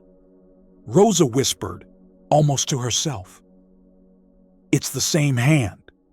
And Elliot, finally understanding what that really meant, felt something colder than fear settle into his stomach. Because if Derek had done this before, then Rosa wasn't the first person he erased. She was just the first one brave enough to walk into the room and stop the signature. And that meant there were more files, more names, more families who never got their truth back. Elliot stared at Derek with a new kind of clarity. Not the clarity of winning a deal, the clarity of choosing a side. And Derek stared back with something that looked a lot like hatred, because he knew Elliot had just become dangerous. Not because Elliot had power, but because Elliot had conscience. It started with footsteps, not the hurried kind you hear in a hallway when someone drops a tray or a printer jams. These were measured, synchronized steps, the kind that announce authority before anyone even speaks. The conference room door opened, and the board arrived like a weather front. 3 men in dark suits, 2 women in tailored jackets, the general counsel with a folder so thick it looked like it had been waiting for this moment, and behind them, silent, watchful, security. The temperature in the room dropped without the AC changing. Elliot didn't sit back down. He stayed standing, hands planted on the edge of the table, like if he let go, the room might slide into old habits. Rosa remained seated, small in the chair, still in her uniform, her hands folded together like she was holding herself in place. Derek looked up as if salvation had arrived. He straightened his tie, just a fraction. That tiny movement was his prayer. The chairwoman of the board, Marlene Hayes, took her seat without asking permission. The others followed. No greetings, no small talk, not even an acknowledgement of Rosa, not at first. Marlene's eyes moved around the table with surgical calm. "Explain," she said. One word, heavy as a gavel. The compliance officer began, clear, professional, controlled. But Elliot could feel it, the invisible shift. The board wasn't here for truth, they were here for containment. The general counsel, Nathan Briggs, opened his folder and spoke like someone reading a weather report. "We have an incident involving a suspended contract signing, allegations of document tampering, and an unauthorized interruption by a non-employee. Is that correct?" Rosa flinched at non-employee, even though she was literally employed in the building. Elliot's jaw tightened. "She is an employee," Elliot said. "Just not the kind you put on slides." Marlene glanced at him, unimpressed. "Mr. Holt," she said to Elliot, "you are here because we were told you halted a transaction minutes before execution. That is significant." Elliot didn't blink. "It should be," he said, "because it wasn't clean." Derek seized the opening immediately, like a man grabbing a mic before someone else can. "This is a misunderstanding," he said smoothly. "A disruption caused by a staff member who, no offense, doesn't understand the complexity of corporate legal documentation." Rosa's hands tightened together. Derek turned toward the board, voice warming, becoming the familiar, practiced version of himself. "This woman," he said, pointing at Rosa like she was an exhibit, "is projecting a personal tragedy onto a standard business process. She's upset, emotional. And now she's pulling old papers out of a cart like they're evidence in a criminal trial." Rosa's face stayed still, but her eyes looked like someone who has spent years learning how to swallow humiliation without choking. Marlene finally looked at Rosa directly, not kindly, not cruelly, just clinically. "Your name," she said. Rosa's voice came out low. "Rosa Martinez." Marlene's brow lifted slightly, like she was noting a detail for later. "And your position?" "I cleaned the executive floors," Rosa said. Nathan Briggs, the counsel, asked, "And you interrupted a contract signing by advising Mr. Holt not to sign?" Rosa nodded once. "Yes." He tilted his head. "On what basis?" Rosa's heart pounded so loudly in her ears she felt it in her throat, but she didn't let it shake her voice. "Because the signature line was wrong," she said. "Because the papers were designed to trap him. Because I recognize a pattern." Derek let out a light laugh. "A perfect performance. A pattern," he repeated, amused. "From mopping floors." Elliot spoke before Rosa had to absorb that. "Enough," he said. Marlene turned sharply. "Mr. Holt," she warned. Elliot didn't soften. "You want facts?" he said. "You want your tidy explanation? Fine. We have proof that the printed NDA line items were altered after my legal review. We have a hidden metadata trail. We have internal access logs. We have handwriting inconsistencies. We have a match to an older settlement document with a forged signature." Nathan Briggs's eyes narrowed, alert now. Handwriting inconsistencies? The compliance officer slid the samples forward. The room went still again as papers moved across polished wood. The board members leaned in, just enough to show they cared when it became a liability issue. Derek didn't flinch. Not yet. Nathan scanned the pages, then looked up. "Mr. Vance," he said, "why does the signature style on this older settlement resemble the style on today's NDA line edits?" Derek smiled, calm as oil. "It doesn't," he said. "That's a subjective interpretation. Anyone can claim handwriting similarities." Rosa swallowed. She knew what was coming. It wasn't going to be a legal debate. It was going to be something uglier. Marlene set the pages down and leaned back. Then she said the line that changed the shape of the room. "Rosa," she said, "we're going to need to address credibility." There it was. The real court, not law, status. Derek's mouth twitched, almost pleased. Marlene continued, voice even. "You're asking us to believe that you, an employee in facilities, noticed tampering and uncovered a forgery pattern tied to an executive." Rosa nodded slowly. "Yes." Marlene's eyes stayed cold. "And you just happen to have documents related to a prior legal matter on your person in this building." Rosa felt her stomach drop because she understood what this was. They weren't asking for the truth. They were building an excuse not to accept it. Derek leaned forward, voice calm, fake sympathetic. "Rosa," he said softly, "I'm sorry about your husband. Truly. But how do I put this gently? You're not trained for this. You don't understand how these systems work." Rosa looked at him, and for a moment she didn't see Derek in a suit. She saw a man in a different office years ago, leaning over her husband, telling him to sign, telling him it would be okay, telling him he had no choice. She breathed in. Then she spoke like someone stepping out of a long shadow. "I understand how it works," she said, "because it worked on us." Marlene lifted a hand. "Ms. Martinez," she said, "did you sign a non-disclosure agreement regarding that past case?" Rosa hesitated. "Yes." Nathan Briggs's head snapped up. "You did?" Rosa nodded, voice quieter.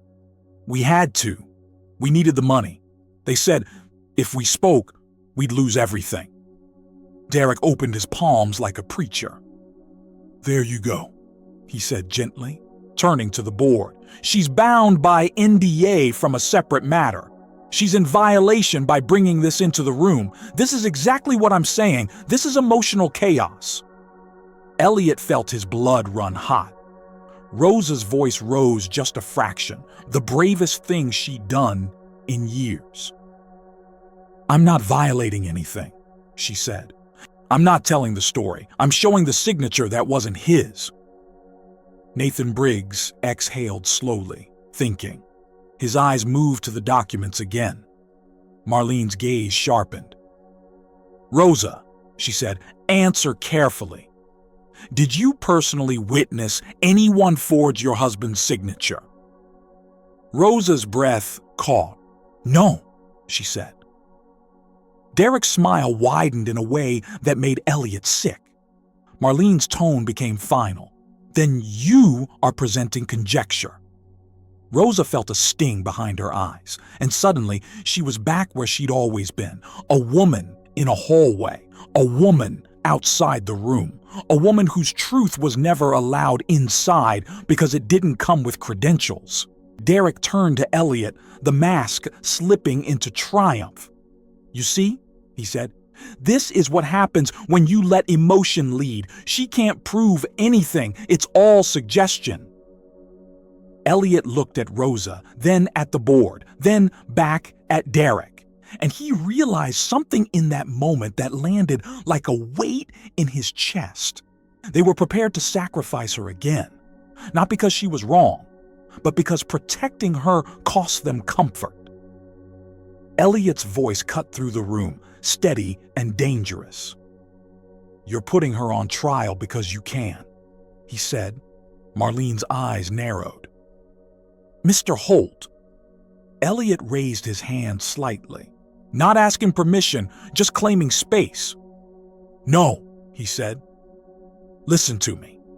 This board walked in here and the first thing you did was look at her like she was the problem, not the forged document, not the altered NDA, her." He tapped the papers. "These edits have a digital fingerprint," he said. "They have access logs. They have timestamps. This isn't a she said, he said. This is traceable." Nathan Briggs leaned forward, suddenly alert. "Access logs?" he repeated. The IT director nodded quickly. "Yes," he said. "We can map who opened, edited, and printed the document. We already have a—" Derek's head snapped toward him. "Do not," Derek warned, voice low. But the IT director looked terrified now, and for the first time, not of Elliot or the board, of Derek. Marlene noticed. "So," she said slowly, "you're saying we have objective evidence?" Elliot nodded. "Yes." Marlene's gaze moved to Nathan Briggs. "Get it," she said. Nathan turned to the IT director. "Bring me the audit trail," he said. "Now." Derek's confidence faltered, just a hairline crack. So he did what men like him do when logic turns against them. He went for the kill switch. He leaned back and smiled.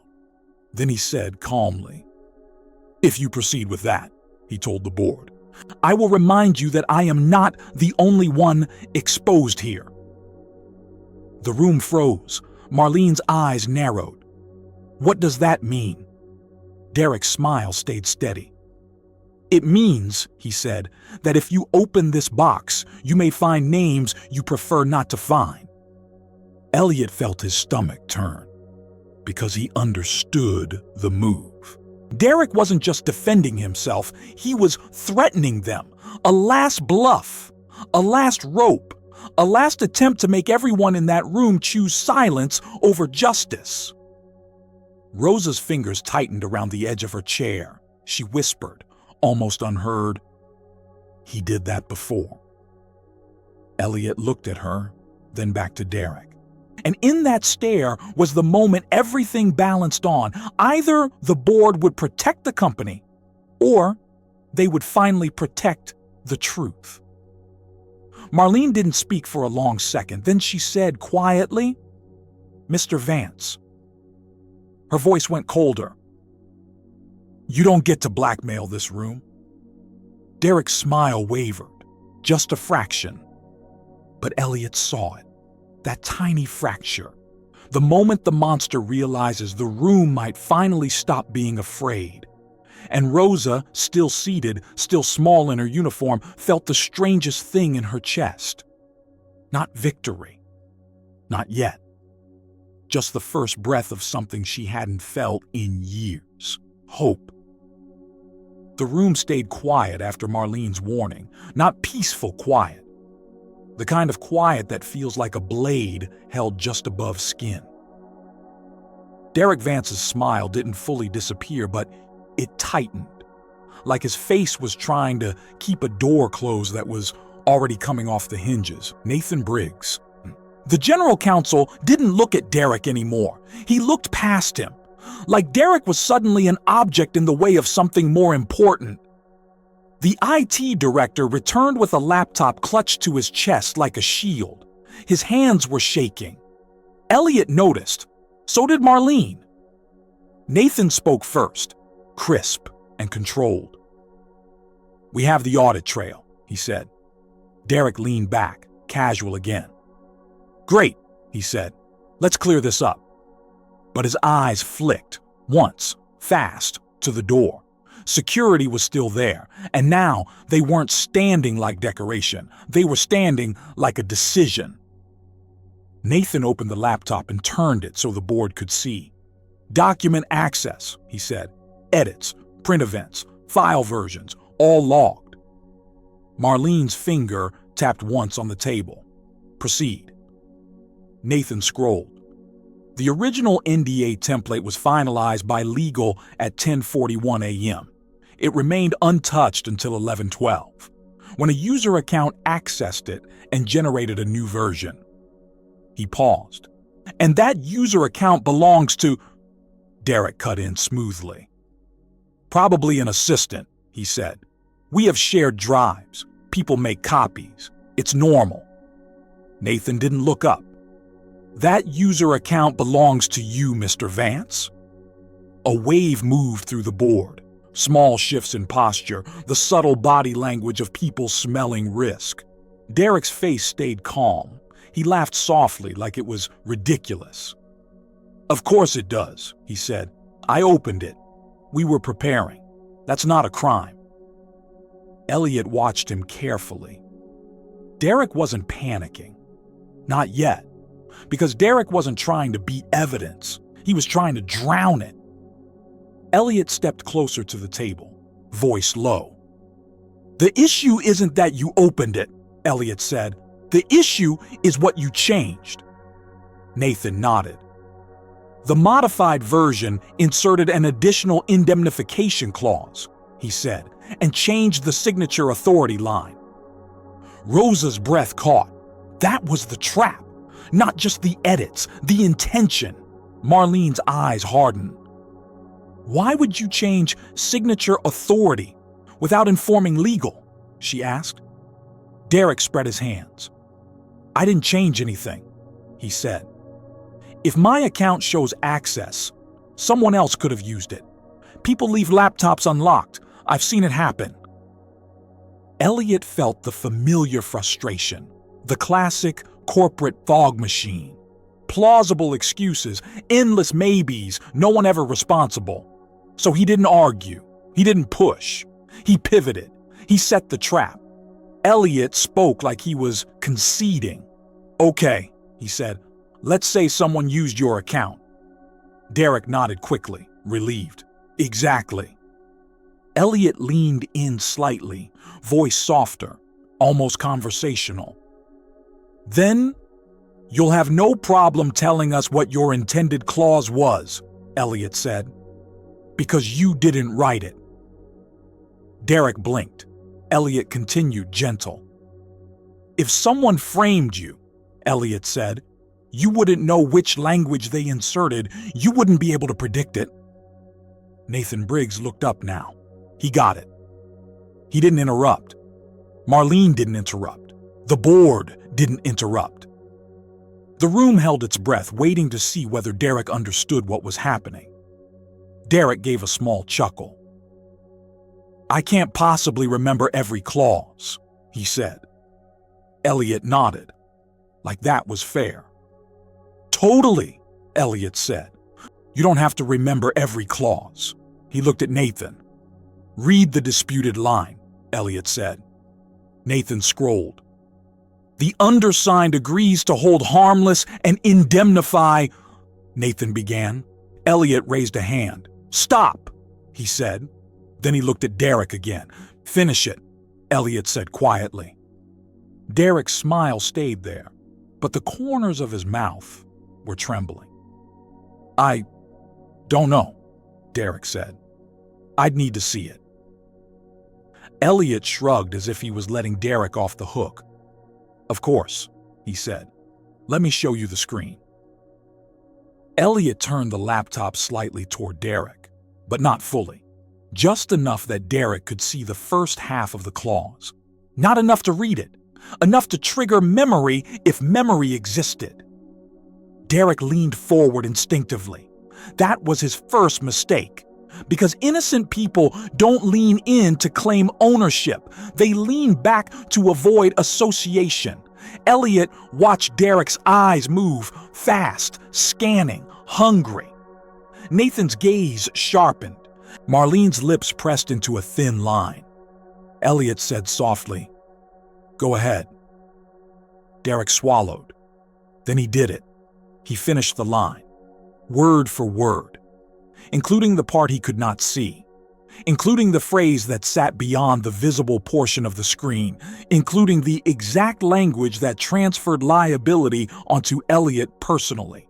The room didn't react immediately, because sometimes the most damning moments don't come with sound, they come with realization. Nathan Briggs slowly turned his head toward Marlene.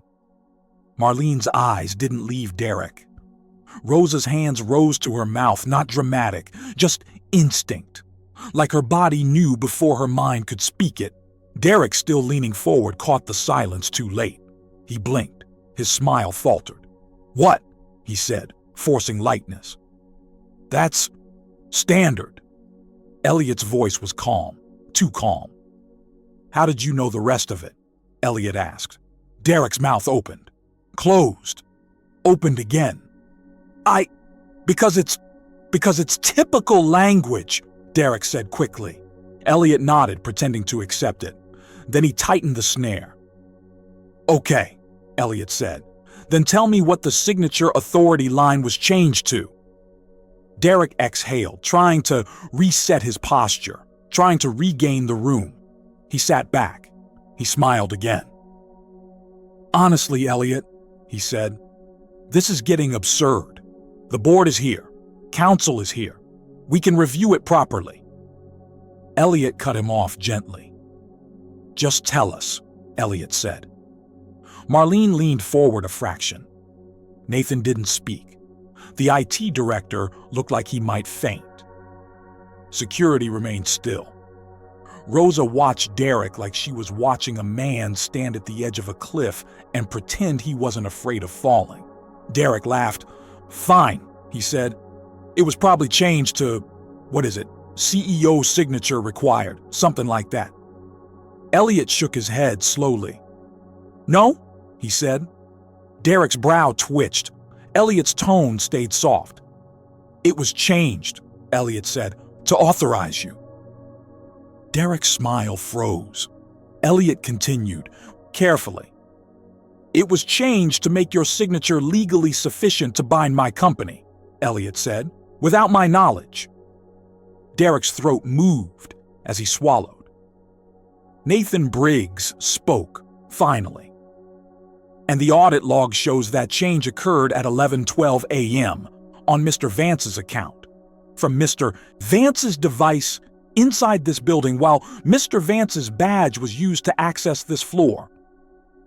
The room tilted toward inevitability, but Derek wasn't finished. He had one last weapon. Not logic, not law, emotion.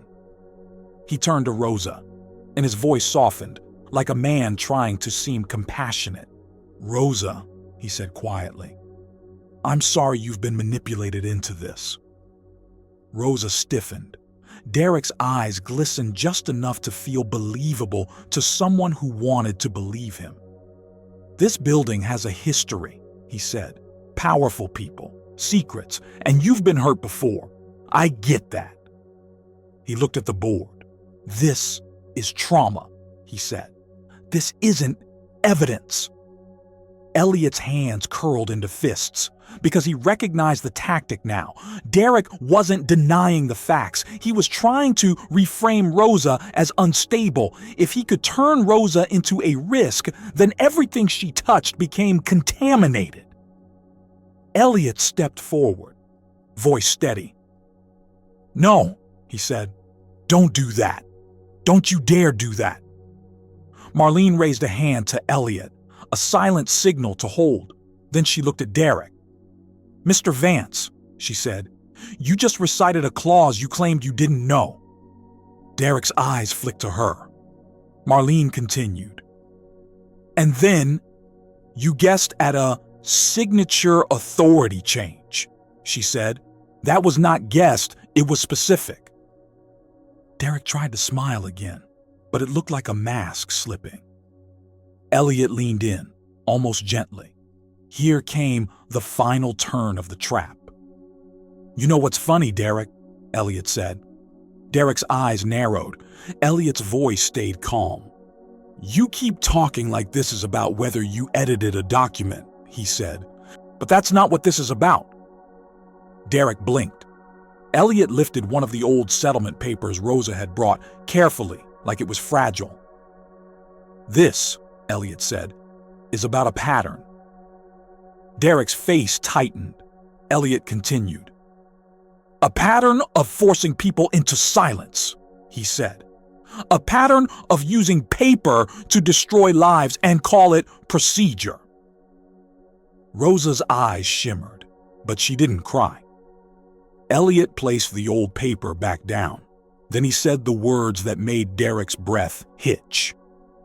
The only reason you finished that clause, Elliot said quietly, is because you've used it before. Derek's jaw clenched. Elliot nodded slightly. And the only reason you thought you could bluff this board, Elliot said, is because bluffing has worked. Nathan Briggs spoke, voice sharp now. We have a second document, he said, from 6 years ago. Same indemnification structure, same phrasing, same liability transfer. Derek's eyes snapped to him. Nathan clicked to a side-by-side comparison. And the metadata on that older document, Nathan added, shows an early draft authored under a consultant alias, an alias linked to your previous employer. The room cracked open. Derek's breath turned shallow. His hands lifted, palms out. Hold on, he said. This is getting into territory. Marlene's voice stopped him cold. No, she said. This is exactly the territory.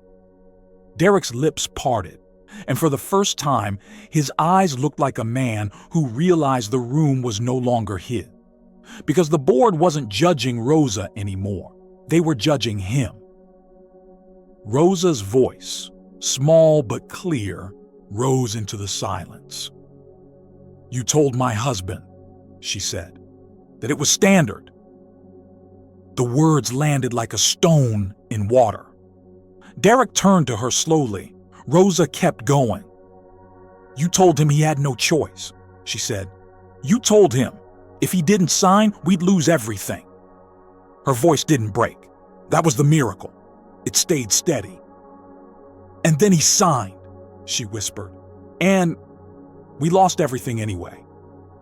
Derek's throat tightened. He tried to respond, but the words didn't come out right. Because he wasn't talking anymore. He was reacting. And that was the moment the trap snapped shut. Elliot leaned in, voice soft, almost kind. Say it, Elliot said. Derek blinked rapidly. What?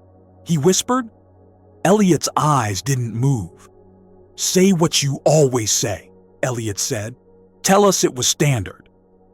Derek swallowed. And he did it. He said it. Because it was standard, Derek snapped, louder than he meant to. That's how it works. That's how it always works. The room went silent. Because he didn't just defend himself. He confessed to the philosophy behind the crime. Not an accident, a system, a choice. Marlene's eyes hardened into something final. Nathan Briggs closed the laptop slowly, like he was sealing a file. Security took one step forward, not rushing, just closing in. Elliot looked at Rosa. And for the first time since the day she whispered, "Don't sign this," he saw her shoulders drop, not from defeat, but from release. Because the truth was no longer trapped in her chest. It was in the room now, and it had witnesses. Nobody clapped, nobody cheered. There are moments when justice shows up so quietly you almost don't recognize her at first because you grew up thinking she would arrive with fireworks and speeches. But real justice? Real justice is a door opening behind you, a chair scraping back, a man finally realizing he is not the center of the room anymore. Derek stood there, mouth half open, like he wanted to pull the words back in and pretend they weren't said. But words don't work that way, not the ones that reveal who you really are. Marlene didn't raise her voice. She didn't need to. "Security," she said, calm as winter. "Escort Mr. Vance out of this room, immediately." Derek's face flushed, fast. "This is ridiculous," he snapped, turning to the board like he could still charm the air. "You can't do this over a misunderstanding." Nathan Briggs cut in, the first time his tone carried something personal. "It's not a misunderstanding," Nathan said. "It's a pattern." Derek stepped back. His eyes bounced from face to face, searching for an ally the way a drowning man searches for a ledge. But the board wasn't looking at him like a colleague now. They were looking at him like a liability, the kind that could sink everything. Security moved in, 2 men, steady, professional, not rough, not dramatic, just decisive. Derek tried one last pivot. He pointed at Rosa. "You're all taking the word of a cleaning lady over me?" he barked. The sentence landed wrong the second it left his mouth. Because in that one cruel line, he accidentally said the real thing out loud. He believed titles mattered more than truth. He believed uniforms were worth more than conscience. Elliot felt something in his chest break loose, something he'd been carrying longer than he'd admitted. He took one step forward. And for the first time, he spoke like a man who wasn't trying to manage optics. He spoke like a human being. "Rosa didn't ask to be believed," Elliot said. "She asked me not to sign a lie." Derek glared at him, venom in his eyes. "You owe me," Derek hissed. Elliot didn't flinch. "No," he said, voice steady. "I owed you trust, and you used it like a weapon." Security guided Derek toward the door. Derek fought it with words, not hands, still trying to talk his way out like he always had. But the door didn't negotiate. It just opened, and he was gone. The moment he disappeared, the room changed temperature. It was still tense, but the air felt cleaner, like a window cracked open after years of smoke. Marlene exhaled slowly, then looked at Nathan. "Freeze all documents related to this deal," she said. "Every version, every email thread, every access log. Issue a litigation hold today." Nathan nodded immediately. "Already drafting," he said, "and I'm recommending a full outside investigation." Marlene's eyes flicked to Elliot. "Agreed," she said. "And Elliot, this deal is paused, indefinitely." Elliot nodded once. Not relieved? Not yet. Because the deal didn't matter anymore. Not compared to the person standing by the wall, trying to make herself small again, like she had done her whole life. Rosa. Her hands were clasped so tight her knuckles looked pale. Her face was calm, but Elliot could see the tremble hiding under it, the aftershock of years. Marlene followed Elliot's gaze. For a moment, the chairwoman's expression softened. Not in a performative way, in a woman-to-woman way. "Rosa," Marlene said gently. Rosa's eyes lifted. Marlene stood up. That alone changed everything. Because powerful people rarely stand for someone the world ignores. "I want you to come with counsel," Marlene said. "Right now. We're going to take your statement properly. And we're going to pull that old file you mentioned. The one from years ago." Rosa's throat tightened. "I don't have money for lawyers," she said quietly. Nathan answered before anyone else could. "You do now," he said. "Company counsel will support you. And if you want independent representation, the company will fund it as well, no conditions." Rosa blinked, like she didn't understand the language of fairness. Marlene added, "And your job is protected, effective immediately. Any retaliation, any intimidation, report it directly to me." Rosa's eyes shone, but she still didn't cry. She just whispered, "Thank you." 2 words, but they carried the weight of someone who had gone too long without being safe. The board began to file out, voices low, urgent. Phones came out, legal terms floated in the air: risk, exposure, criminal referral, media strategy. But Elliot wasn't listening anymore. He was watching Rosa. Because Rosa wasn't thinking about PR. She was thinking about a kitchen table from years ago, a husband holding a pen, a signature that turned into a coffin. And Elliot knew it, because he could see it in the way her eyes went unfocused for half a second.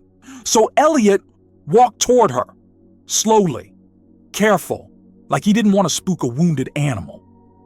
He stopped a respectful distance away. "Rosa," he said softly. She looked up. Elliot swallowed, his voice lowered. "I'm sorry," he said. Rosa stared at him, confused. Elliot shook his head slightly, like he was embarrassed by his own power. "I'm sorry I didn't see you," he said. "I'm sorry I made it possible for someone like him to operate in my shadow."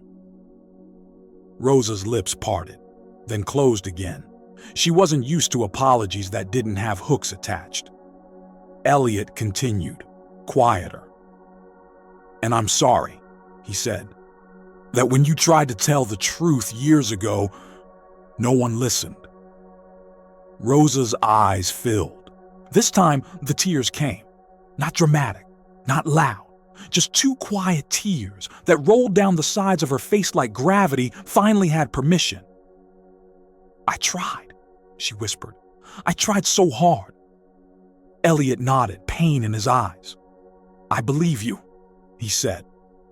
Rosa's shoulders trembled, because being believed is its own kind of medicine. A few feet away, Nathan was packing up documents. Marlene was giving security instructions. The building was already shifting into crisis mode, but Elliot stayed there. Because some moments are bigger than a company. They're about a person finally standing in the light. Rosa wiped her cheeks quickly, embarrassed. I don't want to be seen like a victim," she said. Elliot shook his head. "You're not," he said. "You're the reason the truth came out." Rosa stared at him, and Elliot did something that would have been unthinkable the morning before. He extended his hand, not to shake, to help. "Come with me," he said. "We'll do this the right way." Rosa hesitated. Then slowly, she placed her hand in his. Her hand was smaller, rougher, hands that had worked in silence for years. And Elliot realized something that made his throat tighten. These were the hands that kept his world clean, not just the floors, the truth. They walked down the corridor together. People stared. Some recognized Elliot and stepped aside instinctively. Some recognized Rosa and looked away in shame. Elliot didn't let go of her hand, not once. In a conference room across the hall, counsel took Rosa's statement with care. Not suspicion, not impatience, care. She told them about the old case, about Derek's earlier employer, the settlement, the clause that ruined her family. She told them about the day her husband signed, about the way he tried to smile afterward to calm her down, even though fear lived behind his eyes, about the night he stopped speaking, about the hospital bills that arrived like threats, about the foreclosure notice, about the long, quiet years where she learned how to survive with half a heart. Elliot listened, and with every detail, the story changed shape inside him. It stopped being a risk event. It became what it always was: a human life, several lives, and a monster who wore clean suits and called it business. When Rosa finished, the room stayed still. Nathan's voice was low. "Rosa," he said, "we are going to refer this to law enforcement, and we are going to open a full inquiry into every file Derek ever touched in this company." Rosa nodded slowly, as if she was afraid to hope too hard. Marlene came in after, her presence filling the doorway. She looked at Rosa. Then she said something that made Rosa's face crumple again. "We're going to repair what we can," Marlene said, "but we can't undo what was stolen from you." She took a breath. "So we're going to do the next right thing." Marlene turned to Elliot. "And that includes a new compliance and ethics framework," she said, "starting with you." Elliot blinked. Marlene's eyes didn't soften. "Not as punishment," she said, "as responsibility. You've seen how blind leadership can be. I want you to help rebuild the way we protect people." Elliot's throat tightened. He'd spent his life chasing numbers, building power, moving fast, and now he was being asked to do something slower, harder, more meaningful. He nodded once. "I will," he said. Marlene studied him for a moment, then she said, "Good." She left the room. Silence returned. Rosa looked at Elliot carefully, like she was reading him for the first time. "You're different now," she said. Elliot swallowed. "I think I am," he admitted. Rosa looked down at her hands. Then she asked the question that had lived inside her for years. "Do you think any of this will actually change?" Elliot didn't answer fast. He didn't give her a speech. He looked her in the eyes, and he told her the truth. "It has to," he said, "because if it doesn't, then I'm just another man in a suit who let it happen." Rosa nodded slowly. A long breath left her chest, like she'd been holding it since the day her husband signed. Elliot stood. He hesitated, then said softly, "Can I ask you something?" Rosa looked up. Elliot's voice was gentle. "Why did you come today?" he asked. "After everything, why step back into this building?" Rosa's eyes drifted to the window, where the city moved like it always did, busy, indifferent. Then she said, almost whispering, "Because I had a son watching me." Elliot's heart clenched. Rosa continued, voice shaking. "He asked me once if the world is only for people with money," she said, "and I didn't know what to tell him." She looked back at Elliot, tears returning. "So I came," she said. "Not for me, for him." Elliot's eyes burned. He nodded. "That was brave," he said. Rosa shook her head, a small, tired smile. "It was fear," she said, "but I walked anyway." Elliot exhaled, and in that moment, he understood what his life had been missing. Not deals, not praise, not control, courage. The kind that cleans floors and still speaks up when the powerful are about to do something wrong. Elliot walked Rosa out of the building himself. Not because cameras were there. There weren't. Not because anyone asked him. They didn't. He did it because he wanted the world to see, at least this one small corner of it, that Rosa mattered. Outside, the cold air hit their faces. Rosa pulled her coat tighter. Elliot stopped at the steps. He looked at her, and his voice softened. "I can't give you back what he stole," he said, "but I can promise you something." Rosa waited. Elliot swallowed. "I'm going to make sure your son grows up in a world where your truth counts," he said. "Where your voice is protected. Where people like Derek don't get to call cruelty standard." Rosa's lips trembled. Then she nodded once. Not because she fully believed him yet, but because for the first time in a long time, hope didn't feel foolish. It felt possible. Elliot reached into his pocket and pulled out a simple pen. The same pen he'd almost used to sign away his own company's future. He held it out to Rosa. Rosa stared. Elliot's voice was quiet. "Keep it," he said. "Not as a reminder of what almost happened." He paused. "As proof of what you stopped." Rosa took the pen with both hands. Like it was fragile. Like it was sacred. And as she walked away, Elliot stood on those steps for a long time, watching her disappear into the crowd. He didn't feel like a hero. He felt like a man who had finally been corrected. And in that correction, he found something he hadn't known he needed, a chance to become someone worthy of the trust he'd been given. Because the truth is, nobody knew Rosa until the day everything changed. And once they did, they couldn't unsee her.